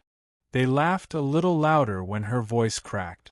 No one dared speak of the sweat that beaded on her forehead or the trembling in her hands. Those details were quietly ignored, brushed aside like crumbs from the banquet table. It was understood that keeping the illusion alive was a shared responsibility. To serve the crown was to protect its dignity, even when the body beneath it was falling apart. Behind closed doors, however, the work of concealment was exhausting. Her maids were tasked not only with dressing her, but with disguising the physical toll of her age. Corsets were tightened to force a straighter posture. Extra padding was sewn into her gowns to create the illusion of fullness where there was now frailty. Makeup was applied not just to beautify but to hide. Rouge for the cheeks, chalk for the jawline, and a thin layer of gloss on the lips to mask how dry they had become. Every appearance was a performance. The makeup room was her backstage. The corridors of Whitehall were her stage, and the eyes of England were her audience. Even when she could barely lift her arms to wave, she still waved. Even when her teeth ached so badly she could not chew, she sat at banquets and picked at her food, pretending to enjoy the feast. There was a script to follow, and she knew every line by heart. Sometimes she sat for portraits during these low moments. Artists were instructed to paint her youth, not her truth. They smoothed the wrinkles, brightened the eyes, and erased the veins on her hands. The result was a woman who had long since disappeared from the mirror. But that woman still ruled in oil and canvas, frozen in time, forever untouched. These portraits became the propaganda of strength, reinforcing what her body could no longer uphold. And still she kept going. Perhaps it was pride. Perhaps it was fear. Or perhaps she simply did not know how to be anything but queen. To step away, to rest, to admit weakness felt like opening the door to chaos. She had reigned for so long that her presence had become the foundation of stability. If she faltered, who else might follow? So she bore it, the back pain, the headaches, the fatigue that seeped into her bones like cold rain. She bore it with grace, with stubbornness, and with an uncanny ability to pretend that everything was fine. Even when the audience was just a handful of courtiers in a drafty hall, she still gave them the queen they expected, and they in turn never asked for more. There was something almost tragic in this pact. A court that could not speak the truth, a monarch who could not show it, and a country that preferred illusion to reality. It was not that people did not care about her health. They simply did not want to see it. They had been taught to associate her with permanence. To admit her mortality was to shatter the very idea of Elizabeth. In private, some whispered concerns. A few old advisers exchanged glances when she stumbled. One or two maids wept quietly when they changed the linen soaked in sweat, but none of it reached the surface. None of it ever touched the public stage. Elizabeth remained untouched, or so it seemed. From a distance, her court looked like a celebration. But close up, it was a balancing act. Everyone walked carefully. Everyone avoided the cracks. The throne was still upright, but the floor beneath it creaked. And the queen, magnificent as ever, stood right in the center, smiling, nodding, commanding, while pretending not to feel it shake. In a way, this was her final triumph. Not the wars she won or the enemies she outwitted, but this, the sheer willpower to keep standing when every part of her body asked to sit. The courage to keep performing when the curtain should have closed, and the dignity to make sure that when she finally left the stage, it would be with applause, not pity. As we move toward what came next, one thing becomes clear. Elizabeth's image did not outlive her by accident. It was carefully constructed, fiercely maintained, and painfully worn. She gave everything to it, even when there was very little left to give. And in doing so, she ensured that history would remember the queen, not the woman. The icon, not the aches, the legend, not the loneliness. Courtly imitation. They say imitation is the sincerest form of flattery. But in the royal court of Elizabeth II, it was more like a survival strategy. If the queen wore a certain scent, so did her courtiers. If she pursed her lips a particular way when thinking, you could bet half the council would be seen doing the same within the week. They copied her not just out of admiration, but because it became the unspoken rule of how to stay relevant, how to remain in favor, and perhaps most importantly, how to keep one's head securely on one's shoulders. The queen's habits filtered down through the palace like perfume through silk, gowns embroidered with satiny trim, gloves laced with essential oils, speech patterns as carefully arranged as a banquet table. Her favorites led the charge, adopting her mannerisms with theatrical precision, and soon the rest followed, whether they liked it or not. There was no formal decree that said, "Speak like the Queen." But everyone understood it just the same. Her way of speaking became court language. Her posture became court etiquette. And her scent, well, that became court atmosphere. It started subtly. A head tilt, a hand flourish, a carefully timed pause in conversation. Then came the gloves. Not just any gloves, of course, but gloves soaked in rose oil, trimmed with lace, and stored in sachets of crushed lavender. After a while, entering the council chamber began to feel like walking into a perfumery. The air was heavy with florals, spices, and something more musky lingering underneath. Some of the older gentlemen took to it with quiet reluctance, dabbing just a touch of perfume on their cuffs and hoping it would be enough. The younger ones, however, embraced the trend with dangerous enthusiasm. One unfortunate young lord, desperate to impress at a royal banquet, reportedly doused himself in so much musk and ambery that he nearly passed out before dessert. His doublet wire for days, causing several nearby servants to gag during morning prayers. And once, according to a half-whispered tale that was never officially confirmed, the sleeve of his embroidered coat caught the edge of a candle. With all that oil and powder clinging to his clothes, he went up like a bonfire in a churchyard. Luckily, he survived with only singed pride and a new nickname that followed him for the rest of his career. No one told him to stop. Instead, the story passed through the palace halls like a cautionary joke. Not about overdoing the scent, but about standing too close to candles.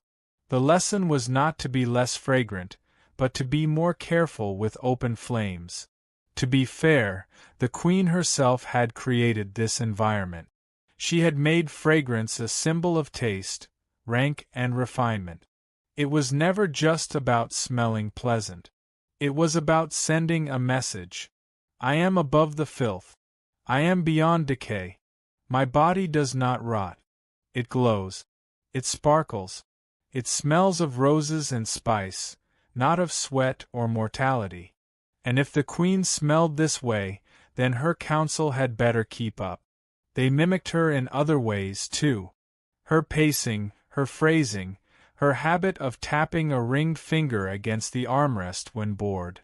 Some adopted her cautious diplomacy, pausing just long enough before answering questions to seem clever, even when they weren't. Others practiced the art of seeming disinterested while intensely listening, a skill the Queen had perfected over years of managing liars and flatterers. In meetings, her courtiers began to echo her turns of phrase, sometimes unintentionally, sometimes with such exaggeration that it was hard not to smirk. A few took it too far. There were attempts to recreate her legendary wardrobe choices. One lord arrived in a white satin ensemble so heavily powdered that his shoulders resembled pastry top. Another tried to replicate the Queen's distinct high ruff, only to find himself unable to turn his head without poking the ear next to him in the eye. But these were accepted as signs of loyalty, not mockery. Everyone understood that looking ridiculous was a small price to pay for royal favor. Even their laughter changed. Elizabeth had a particular way of chuckling at courtly wit, a controlled, melodic sound that never shook her shoulders. Soon the council chamber echoed with a chorus of imitations. Deep belly laughs were considered vulgar. Instead, humor was acknowledged with refined chuckles, polite nods, and the occasional raise of a perfumed handkerchief. The effect was surreal. An entire room full of grown men and women subtly pretending to be one woman. Their individuality gently set aside, not out of fear exactly, but out of devotion to the strange theater they had built together. To belong, one had to blend in. To stand out, one had to imitate her perfectly. And so the council became a mirror. Each reflection slightly warped, but unmistakably modeled after the same image. The palace grew quieter in its absurdity. The louder the sense became, the more controlled the movements, the bolder the outfits, the softer the voices. It was as though they were all performing inside a glass box, pretending not to sweat, not to age, not to think about the rot beneath the floorboards or the aches in their knees. The Queen had taught them well. Decay, after all, was not to be acknowledged.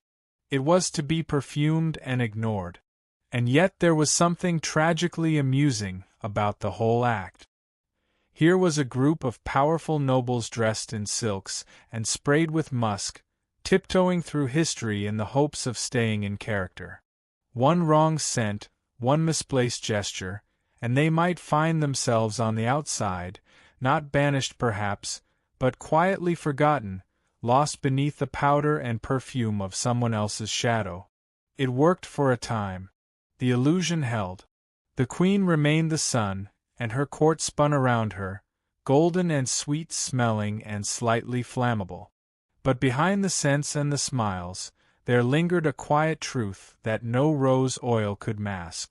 They were all afraid. Afraid of losing status, of aging, of being seen for what they were, just people, sweaty, flawed, aging people. And that more than anything kept them reaching for the perfume. Royal plumbing, or lack thereof. For all the grandeur of Elizabeth and architecture, there was one thing noticeably absent from the Queen's long list of priorities. Proper sewage. The Queen, ever meticulous about her appearance and the scent of her court, somehow managed to look the other way when it came to the royal latrines.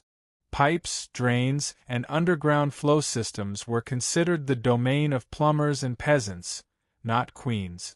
And Elizabeth, let's be honest, would much rather commission another portrait of herself draped in silk than approve funding for a new drainage system under Whitehall. While court painters were busy immortalizing her in luminous white gowns, the corridors beneath her feet were quietly fermenting. A mix of urine, human waste, kitchen runoff, and the occasional dead rat made its sluggish way through a series of outdated channels, many of which had cracked or collapsed altogether. But the Queen's attention was firmly fixed above ground. Tapestries, jewelry, royal festivities. These were the things that mattered, not the faint but persistent scent of rot curling up through the floorboards. It wasn't that the issue went unnoticed. Courtiers occasionally commented in the most delicate terms possible on the peculiar smells near certain stairwells or the damp feeling in the hallway by the West Wing. A visiting ambassador once described the palace as sumptuous, though with a certain earthy vigor in the air.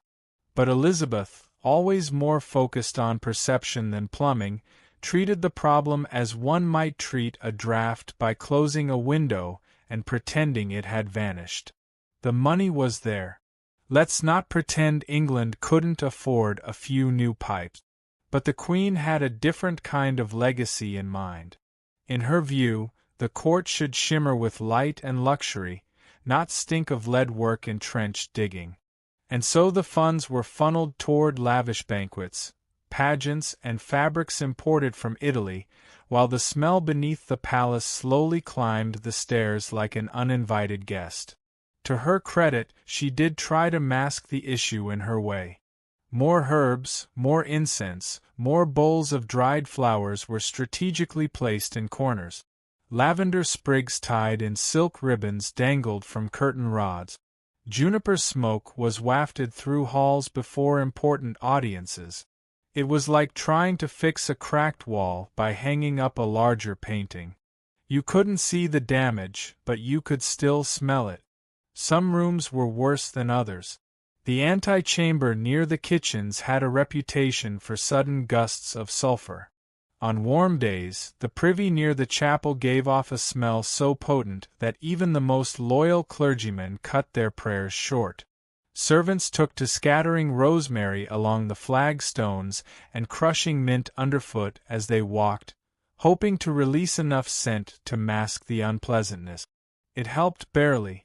But in the grand scheme of court life, the smell became just another part of the atmosphere, a background note, like candle smoke or damp stone. What's surprising is how few people complained. Perhaps they were too afraid. Or perhaps, like many who spend long enough in a bad smell, they simply got used to it. When everything is drenched in perfume and formality, even sewage becomes part of the ceremony. The nobles held their lace handkerchiefs a little closer to their noses. The servants learned which corners to avoid, and the queen, wrapped in her cloud of musk and orange blossom, probably couldn't smell it at all. There was something almost poetic about it. A palace built on gold pageantry and the quiet gurgle of waste. Beneath the gilded ceilings, beneath the satin slippers, the underbelly of the court bubbled with reminders of real life. No matter how high a ruff was starched, or how thick the powder, the earth had a way of making itself known, and Elizabeth's refusal to deal with it was both completely understandable and deeply revealing. After all, it was never just about comfort. It was about the image. Fixing the sewers wouldn't earn her praise. No foreign envoy would write home about the new drainage system, but a glowing portrait with 36 hand-stitched pearls on the collar that they would remember, that would echo through history. And so the queen chose beauty over utility, perfume over sanitation. It wasn't unusual for her time. It was rather expected. Hygiene was a vague, suspicious concept, while extravagance was a clear statement of power. A clean-smelling monarch was considered elegant, a monarch who cleaned things that was unbecoming. And yet the irony remained. In trying to escape the filth of ordinary life, Elizabeth built her court atop a steadily growing problem, one that couldn't be painted over or perfumed into submission forever. The palace's scent, carefully crafted with oils and herbs, still couldn't fully silence the stink beneath the floor. But no one dared mention it too loudly because the queen didn't want to hear about drains. She wanted to hear poetry. She wanted to dance in gowns so heavy they needed 3 servants to lift them. She wanted to smell of rose and cinnamon and never be told otherwise. And in a way, her courtiers were happy to oblige. Better to drown in fragrance than risk offending the queen by suggesting she was quite literally standing in a sewer. The daily ritual. Every morning in Elizabeth's court began with a performance before a single word was spoken or a scroll unrolled. The queen's body had to be carefully assembled, one scented layer at a time. It started with powder. Not the kind you pat lightly onto your cheeks in front of a bathroom mirror, but a thick chalky layer of white lead applied until every trace of human complexion disappeared. The paleness wasn't just a beauty choice. It was a declaration. I am untouched. I am untouchable. I am not like you. Then came the rouge. A rich, dangerous red made from mercury lace cinnabar, dabbed onto cheeks that sometimes trembled from fever or toothache. Her lips were drawn carefully with more pigment than any flower dared wear. These weren't cosmetics. They were armor. The cracks in her skin were covered with gloss. The dark circles under her eyes were hidden beneath ground pearls. Even her exhaustion had to be powdered until it looked regal. The fragrance followed, and it was never a modest affair. Musk, ambery, clove, orange blossom, violet, and rose all mingled in strange combinations, each chosen to overpower whatever might be lingering beneath the layers of cloth and cosmetics. Perfume was not applied delicately. It was poured, rubbed, fanned, and finally sprayed in bursts until the room itself roared of majesty. After that came the dressing. The gowns were massive, heavy with embroidery, pearls, and expectation. Each had to be laced and pinned by attendants who knew better than to speak unless spoken to. Corsets were pulled tight. Sleeves were fastened with stiff cuffs that could scratch if handled carelessly. A ruff large enough to frame the head like a halo was added last, giving the illusion that the queen's face floated apart from her body, detached and divine. The gloves, scented and softened with oil, came next. Elizabeth wore them not just for style, but as a barrier between her and the world, between skin and skin. They smelled like lavender and civet, and they reminded everyone who kissed her hand that they were not kissing a woman but a symbol. All this could take up to 4 hours. It wasn't preparation. It was a ceremony. She wasn't getting dressed. She was becoming herself. And if it sounds exhausting, it was. But no one was allowed to say that. No one was permitted to ask why a woman of intelligence and power needed to be wrapped in lace and powder before speaking to her ministers, because the image had become more than the person. By the time she emerged from her chambers, the queen was not a tired woman with aching feet and a mouthful of sore gums.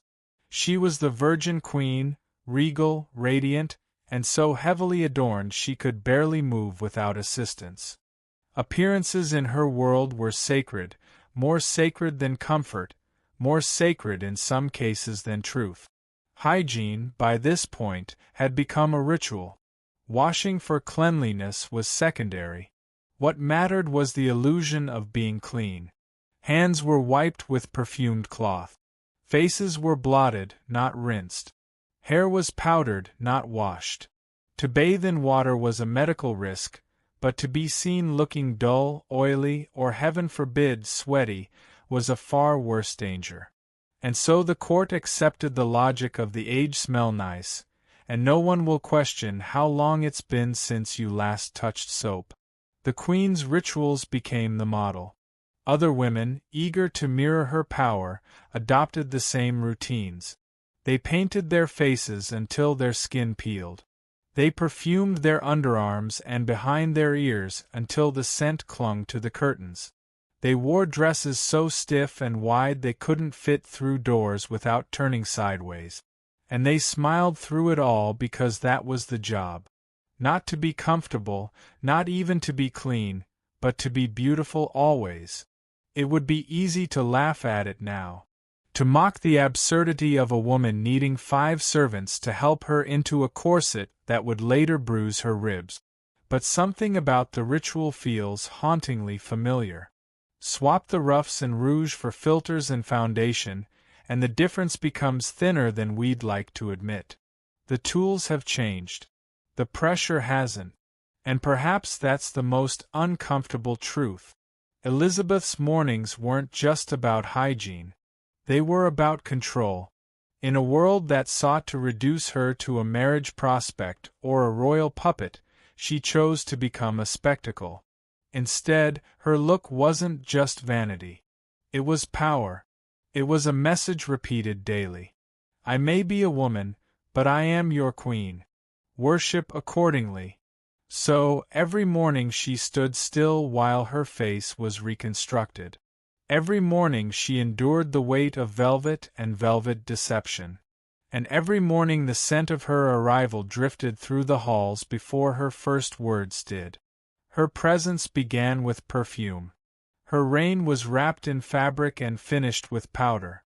It was a masterpiece of illusion. And yet beneath it all there was still a body, still breath, still sweat, still human limits. But those were hidden behind layers, whispered about in private and denied in public. Cleanliness wasn't about soap and water. It was about performance. Sanitation wasn't a matter of health. It was a theater every day. Elizabeth stepped into the spotlight, powdered to perfection, and pretended she was made of marble. And everyone around her clapped. A body of symbolism. By the time the powdered veil was set and the ruffled collar pressed flat, Elizabeth's body had long stopped being her own. It belonged to England now. Not as a woman, not even as a queen in the personal sense, but as an emblem, a monument, a symbol made flesh, dressed in silver brioche and lacquered in rose water. There was no room left for imperfection, no space for a body to sweat, ache, or age. She had become the embodiment of chastity, of control, of divinity woven into female form. But being that symbol came with a cost, and not just the morning hours spent transforming herself into an icon. Her skin no longer had the right to break out. Her breath wasn't allowed to smell of illness. Her stomach wasn't permitted to grumble at the wrong time. Cleanliness, or the suggestion of it, became not only a matter of decorum but of national stability. Because if the Virgin Queen was seen as dirty, as human, the illusion would start to crumble. A stain on her gown could ripple through court gossip like wildfire. A yellow tooth or damp armpit might not sound like treason, but when your power is built on image, even the smallest blemish can feel like a threat. Dirt, in this context, wasn't just physical.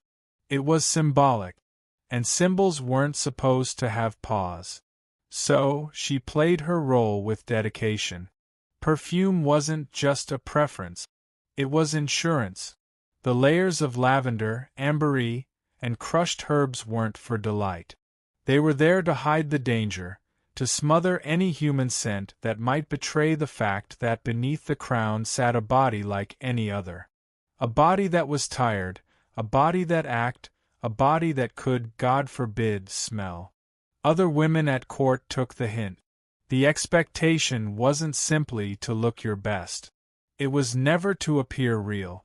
Courtly women stuffed their dresses with sachets and scented wool.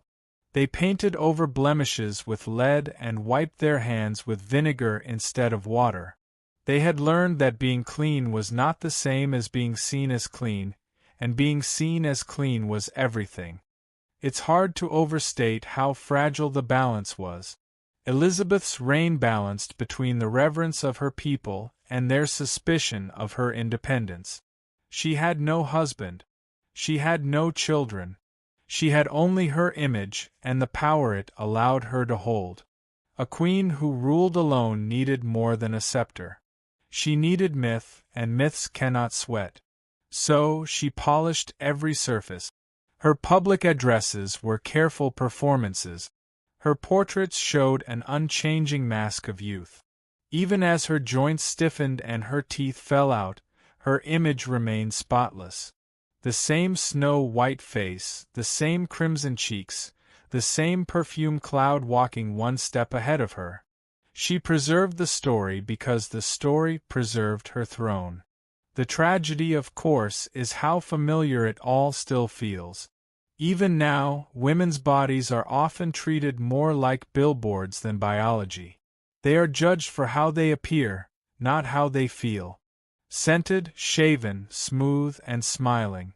Whether in royal courts or modern offices, the expectation hasn't fully vanished. The language may have changed, but the demand remains. Elizabeth wasn't the only one trapped in this performance, but she was the one who performed it best, and perhaps that's why she survived. Where other rulers were undone by betrayal or war, she was undone only by time. Her enemies couldn't smell weakness on her because she didn't allow it. She was to the very end immaculate. Or at least she appeared so behind the scenes. The labor of this illusion was relentless.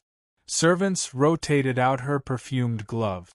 Physicians dabbed scented oils on her temples when the headache struck. She avoided strong sunlight which might reveal the cracks in her makeup. The illusion was not effortless. It was a full-time job. But the alternative, being seen as merely human, was too risky. So Elizabeth became a body without a body, a presence without a pulse. And in doing so, she reminded everyone else at court that their bodies were liabilities. To be soft, sweaty, or spotted was to be lesser. It was to be vulnerable. And in a court where power clung to those who could hide their flaws best, smelling like flowers became more than fashion. It became policy. This is why even her bodily functions had to be disguised. Her close stool looked like a padded chair, elegant and unobtrusive. The chamber was aired with dried herbs. The odor was masked with rose vinegar and musk. Nothing unpleasant could be associated with the Queen's person. Not even reality, especially not reality. In the end, the odor that surrounded her became more than a scent. It was a signal, a warning, a curtain between her and the world. She smelled like a queen because she had to. Because in an era where power didn't forgive weakness and where women had to fight twice as hard to be taken seriously, a hint of body odor could undo years of diplomacy. And so, while her subjects may have loved her, they did not know her. They knew the image, the ritual, the layers, the legend, the smell of her glove, but not the woman who wore it. Her body had become a battleground of expectations, and somewhere under the lace, beneath the powdered skin, behind the ambery and rose petals, a real person sat quietly, trapped in silk and story. Elizabeth's hygiene routine wasn't about feeling good. It was about staying untouchable. And as long as the myth smelled sweet, the kingdom stayed intact. Elizabeth versus Tudor England. Compared to the rest of Tudor England, Elizabeth was practically a saint of cleanliness. While her courtiers layered musk over mildew and the streets of London flowed with waste and rot, the Queen had her version of hygiene. It may not have involved soap and a tub, but it was for the time a kind of revolution in rose water and vinegar. She was meticulous with her linens. Undergarments were changed regularly, a small luxury that only the wealthy could afford. Her handkerchiefs were perfumed and embroidered. She wiped her face and hands with a cloth soaked in rose water or herbal vinegar, not to remove dirt necessarily, but to refresh the skin and more importantly to leave a fragrant barrier between herself and the world. The court, of course, considered this refined. No one expected the Queen to scrub herself with hot water or scrub her feet in a wooden basin. That was for peasants. Instead, she relied on scented gloves. Gloves she changed often, each pair steeped in lavender or cloves. Her face never bore the oil or grime of the day, because it was constantly covered in layers of chalky white and pearl dust. The powder kept her dry. The powder kept her regal. The powder also clogged every pore. Bathing in water, at least with full immersion, was considered dangerous. Doctors warned that warm water opened the pores, allowing disease to slip inside the body. This belief, absurd as it sounds now, was widespread. So Elizabeth avoided it, not because she didn't want to be clean, but because she wanted to stay alive. She did, however, occasionally take what were known as sweating baths, steam-based treatments with herbs and towels, intended more to purge illness than remove grime. Think of it as a royal sauna without the rinse. Her preference for vinegar was practical and fragrant. Vinegar infused with rose petals or thyme was used for everything, wiping her face, rinsing her hands, cleaning her close stool, even dabbing her temples during headache. The smell cut through whatever the court might be exhaling, and its sharpness gave an illusion of purity. She smelled like vinegar and roses. It was oddly appropriate. And yes, by Elizabethan standards, this was clean. Especially when you consider what most people were doing, or rather not doing. Down in the countryside, peasants shared beds with livestock for warmth. Their clothes were worn until stiff. Their hands rarely saw clean water, and their diets made their breath sharp with onions and ale. Soap was homemade, harsh, and often reserved for laundry, not skin. Baths were seasonal, not daily. Many believed water itself could make you sick. In that context, the Queen's perfumed gloves and rose-scented vinegar made her a model of royal hygiene. Still, let's not get carried away. Clean was relative. Elizabeth's wigs were never washed. Her corsets went unlaid. Her heavy gowns were brushed, not rinsed, and the white paint on her face was made from lead, which slowly poisoned her over the decades. But the important thing wasn't actual sanitation. It was the performance of it, the illusion. In a world where most people reek of dirt, sweat, and death, she managed to smell like a bottle of diluted heaven. It's tempting to romanticize this, to imagine her as a forward-thinking woman in a backward time. But hygiene wasn't her rebellion. It was her defense against disease, yes, but more importantly, against judgment. A queen without a husband had to be more than respectable.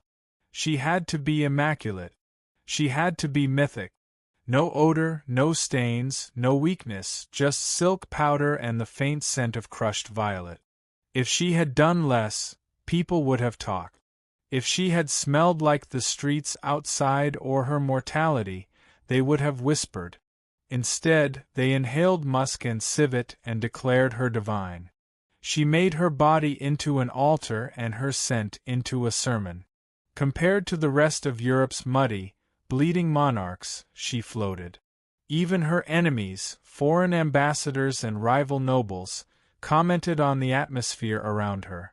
They didn't always admire her policies, but they noticed her presence. It arrived before her, clinging to tapestries, lingering on chairs. The smell of the Queen became a political fact. If England was to be respected, Elizabeth had to remain untouchable, and untouchable women do not stink. It's a bit funny in a dark way. The woman who spent her life refusing to marry was nonetheless forced to maintain herself like a bride on permanent display. Every morning she prepared her body for inspection. Every evening she removed the layers of self-preservation, and in between she ruled an empire, while smelled like a bouquet that had been dipped in a vinegar and prayer. So yes, Elizabeth was clean. Clean enough to stand out. Clean enough to be remembered. Clean enough to survive in a world that didn't expect women, especially women in power, to be clean at all. But don't confuse that for comfort. Don't mistake the scent of lavender for rest. Hers was a cleanliness born of pressure, a cleanliness built on fear, a cleanliness that left no space for sweat, nor breath, nor mistakes. And that perhaps is what makes her so fascinating.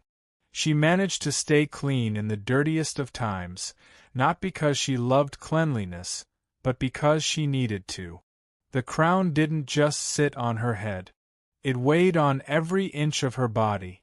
And so she bathed in perfumes, powdered her bones, and emerged each day not as a woman, but as a miracle in silk. Tomorrow, like every day before, she would wake and begin the ritual again. Because miracles, even scented ones, require maintenance. Modern legacy. Centuries have passed since Elizabeth last powdered her face or dabbed rose water behind her ears. Yet her hygiene, or lack of it, refuses to be buried with her. These days, she lives on not just in textbooks or marble statues, but in TikToks, podcasts, and late-night comedy shows. Her bathing habits have been dissected with a mix of morbid curiosity and awkward laughter, as if the collective modern world cannot quite believe that someone so powerful could also be so pungent. It's a strange kind of fame. Not the glory of a warrior or the reverence of a saint, but something closer to a historical meme. She ruled an empire but didn't shower. The punchline goes, it's absurd and yet undeniably fascinating. Because in an age when most people carry hand sanitizer in their pockets and judge celebrities for skipping deodorant, the idea of a queen skipping water entirely feels both grotesque and thrilling. There's something addictive about the contradiction. How could a woman at the height of power controlling armies, colonies, and courts also be someone who avoided bathing as if it were a trap? How could a mind so sharp exist beneath a wig that hadn't been washed in years? The paradox hits like a bad perfume, both shocking and oddly compelling. The Virgin Queen, untouchable and revered, leaving behind trails of civet and sweat. It's comedy gold, it's podcast fuel, it's history that smells just a little too real. But underneath the mockery is something more revealing. This fascination with her hygiene exposes a deep modern obsession. The need to make the powerful seem human. Stripping away the crown layer by scented layer to get to the body beneath. It's not just about the smell. It's about vulnerability. Because if even a monarch couldn't keep herself fresh, maybe it's okay that our gym bags stink too. If she could rule while covered in powder and musk, maybe we could survive a day without dry shampoo. Yet the laughter is never without a hint of unease.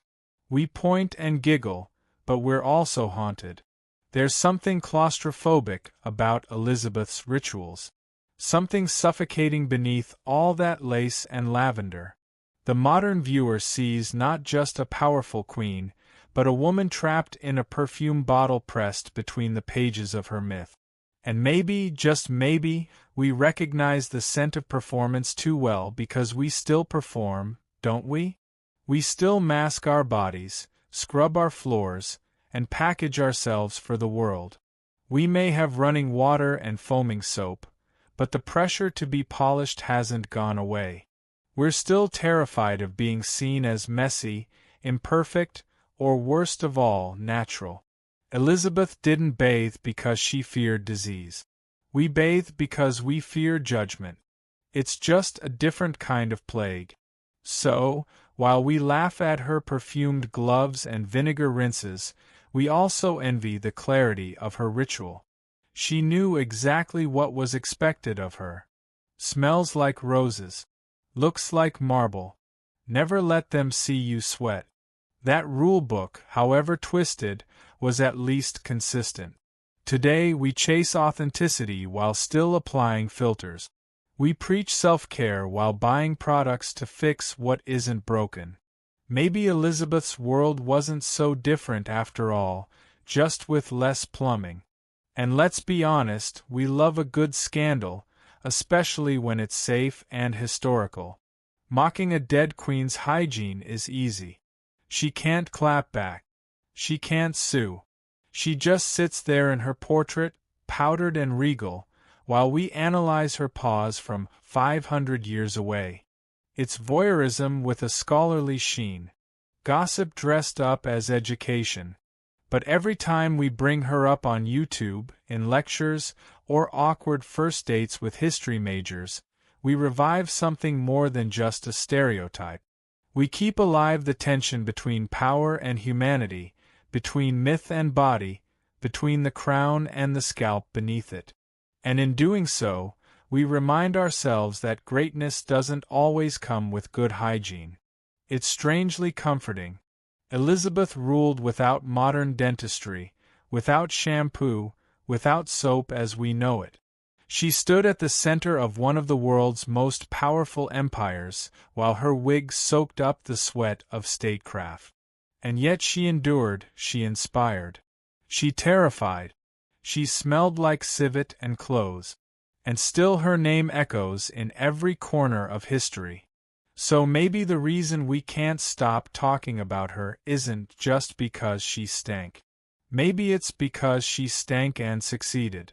Because she proved that a woman didn't need to be perfect to be powerful. She just needed to be consistent, predictably fragrant, relentlessly composed, immaculately mythic, even if it meant skipping the bath. Of course, the memes will keep coming, the reenactments, the jokes about lead makeup and clothes stools. But somewhere between the laughs, a strange kind of respect lingers. Not for her hygiene, but for her discipline, for her commitment to the illusion, for the way she turned rose water into armor and silence into sovereignty. And perhaps centuries from now, someone will look back on our own rituals, our endless skincare routines, our filtered selfies, our scented candles, and laugh too. They'll marvel at what we did to seem clean, to seem flawless, to seem in control. They'll wonder how we endured the pressure. They'll wonder if we ever truly rested beneath the performance. But for now, Elizabeth remains one of history's most fragrant contradictions. Revered and ridiculed, admired and sniffed at, a queen who made cleanliness a legend, even if the truth was a little mustier. Conclusion. By the end of it all, what lingered wasn't just Elizabeth's legend. It was her scent. Her world was thick with it. Every hallway, every gown, every gesture carried a residue of musk and herbs and rose water that masked more than just the body. It masked a way of life. A world without clean water, without drains, without understanding of bacteria or hygiene. In that world, stench was not a failure of character. It was the background noise of existence, and the queen knew how to play it like an instrument. There were no showers, no bleach, and no hand soap waiting on marble sinks. Instead, there were basins of vinegar. There were gloves laced with crushed petals. There were wigs stuffed with lavender sachets and cloaks aired near windows until the morning dew pretended to have done the cleaning. But cleaning, in the way we understand it, never truly happened. The idea of stripping filth down to the skin with water and suds was almost laughable. Water was dangerous. It was feared, especially warm water, which was thought to open the pores and invite disease. So, they didn't wash. Not really. They masked. They maintained cleanliness. And Elizabeth, she was the star of that performance. She layered fragrance the way modern royalty layers PR statements. A hint of cloves on the glove. A touch of rose behind the ears. Something sharper, more musky beneath the layers of fabric that never met a washboard. It wasn't subtle, but subtlety wasn't the point. Survival was to her court. Her scent was part of her identity. It trailed behind her like a royal procession. People spoke of it with admiration, though none would admit they were grateful it masked the truth. The truth being that under the velvet and pearls and powdered cheeks, the queen was a person, a human being, sweating and aching like the rest of them, and sometimes smelling like it. But she understood the assignment. Queens weren't supposed to be human. They were supposed to be ideas. And ideas, conveniently, don't sweat. Of course, Elizabeth didn't invent this system. She inherited it. What she did was perfect it. She took the olfactory expectations of her time and elevated them to an art form. Every scented glove, every perfumed kerchief, every herb-stuffed bodice became part of her daily armor. And the stench of the palace, that sour cocktail of trampled rushes, candle grease, and bodily odor that was the enemy she battled without lifting a sword. She couldn't control the sewage systems or lack thereof.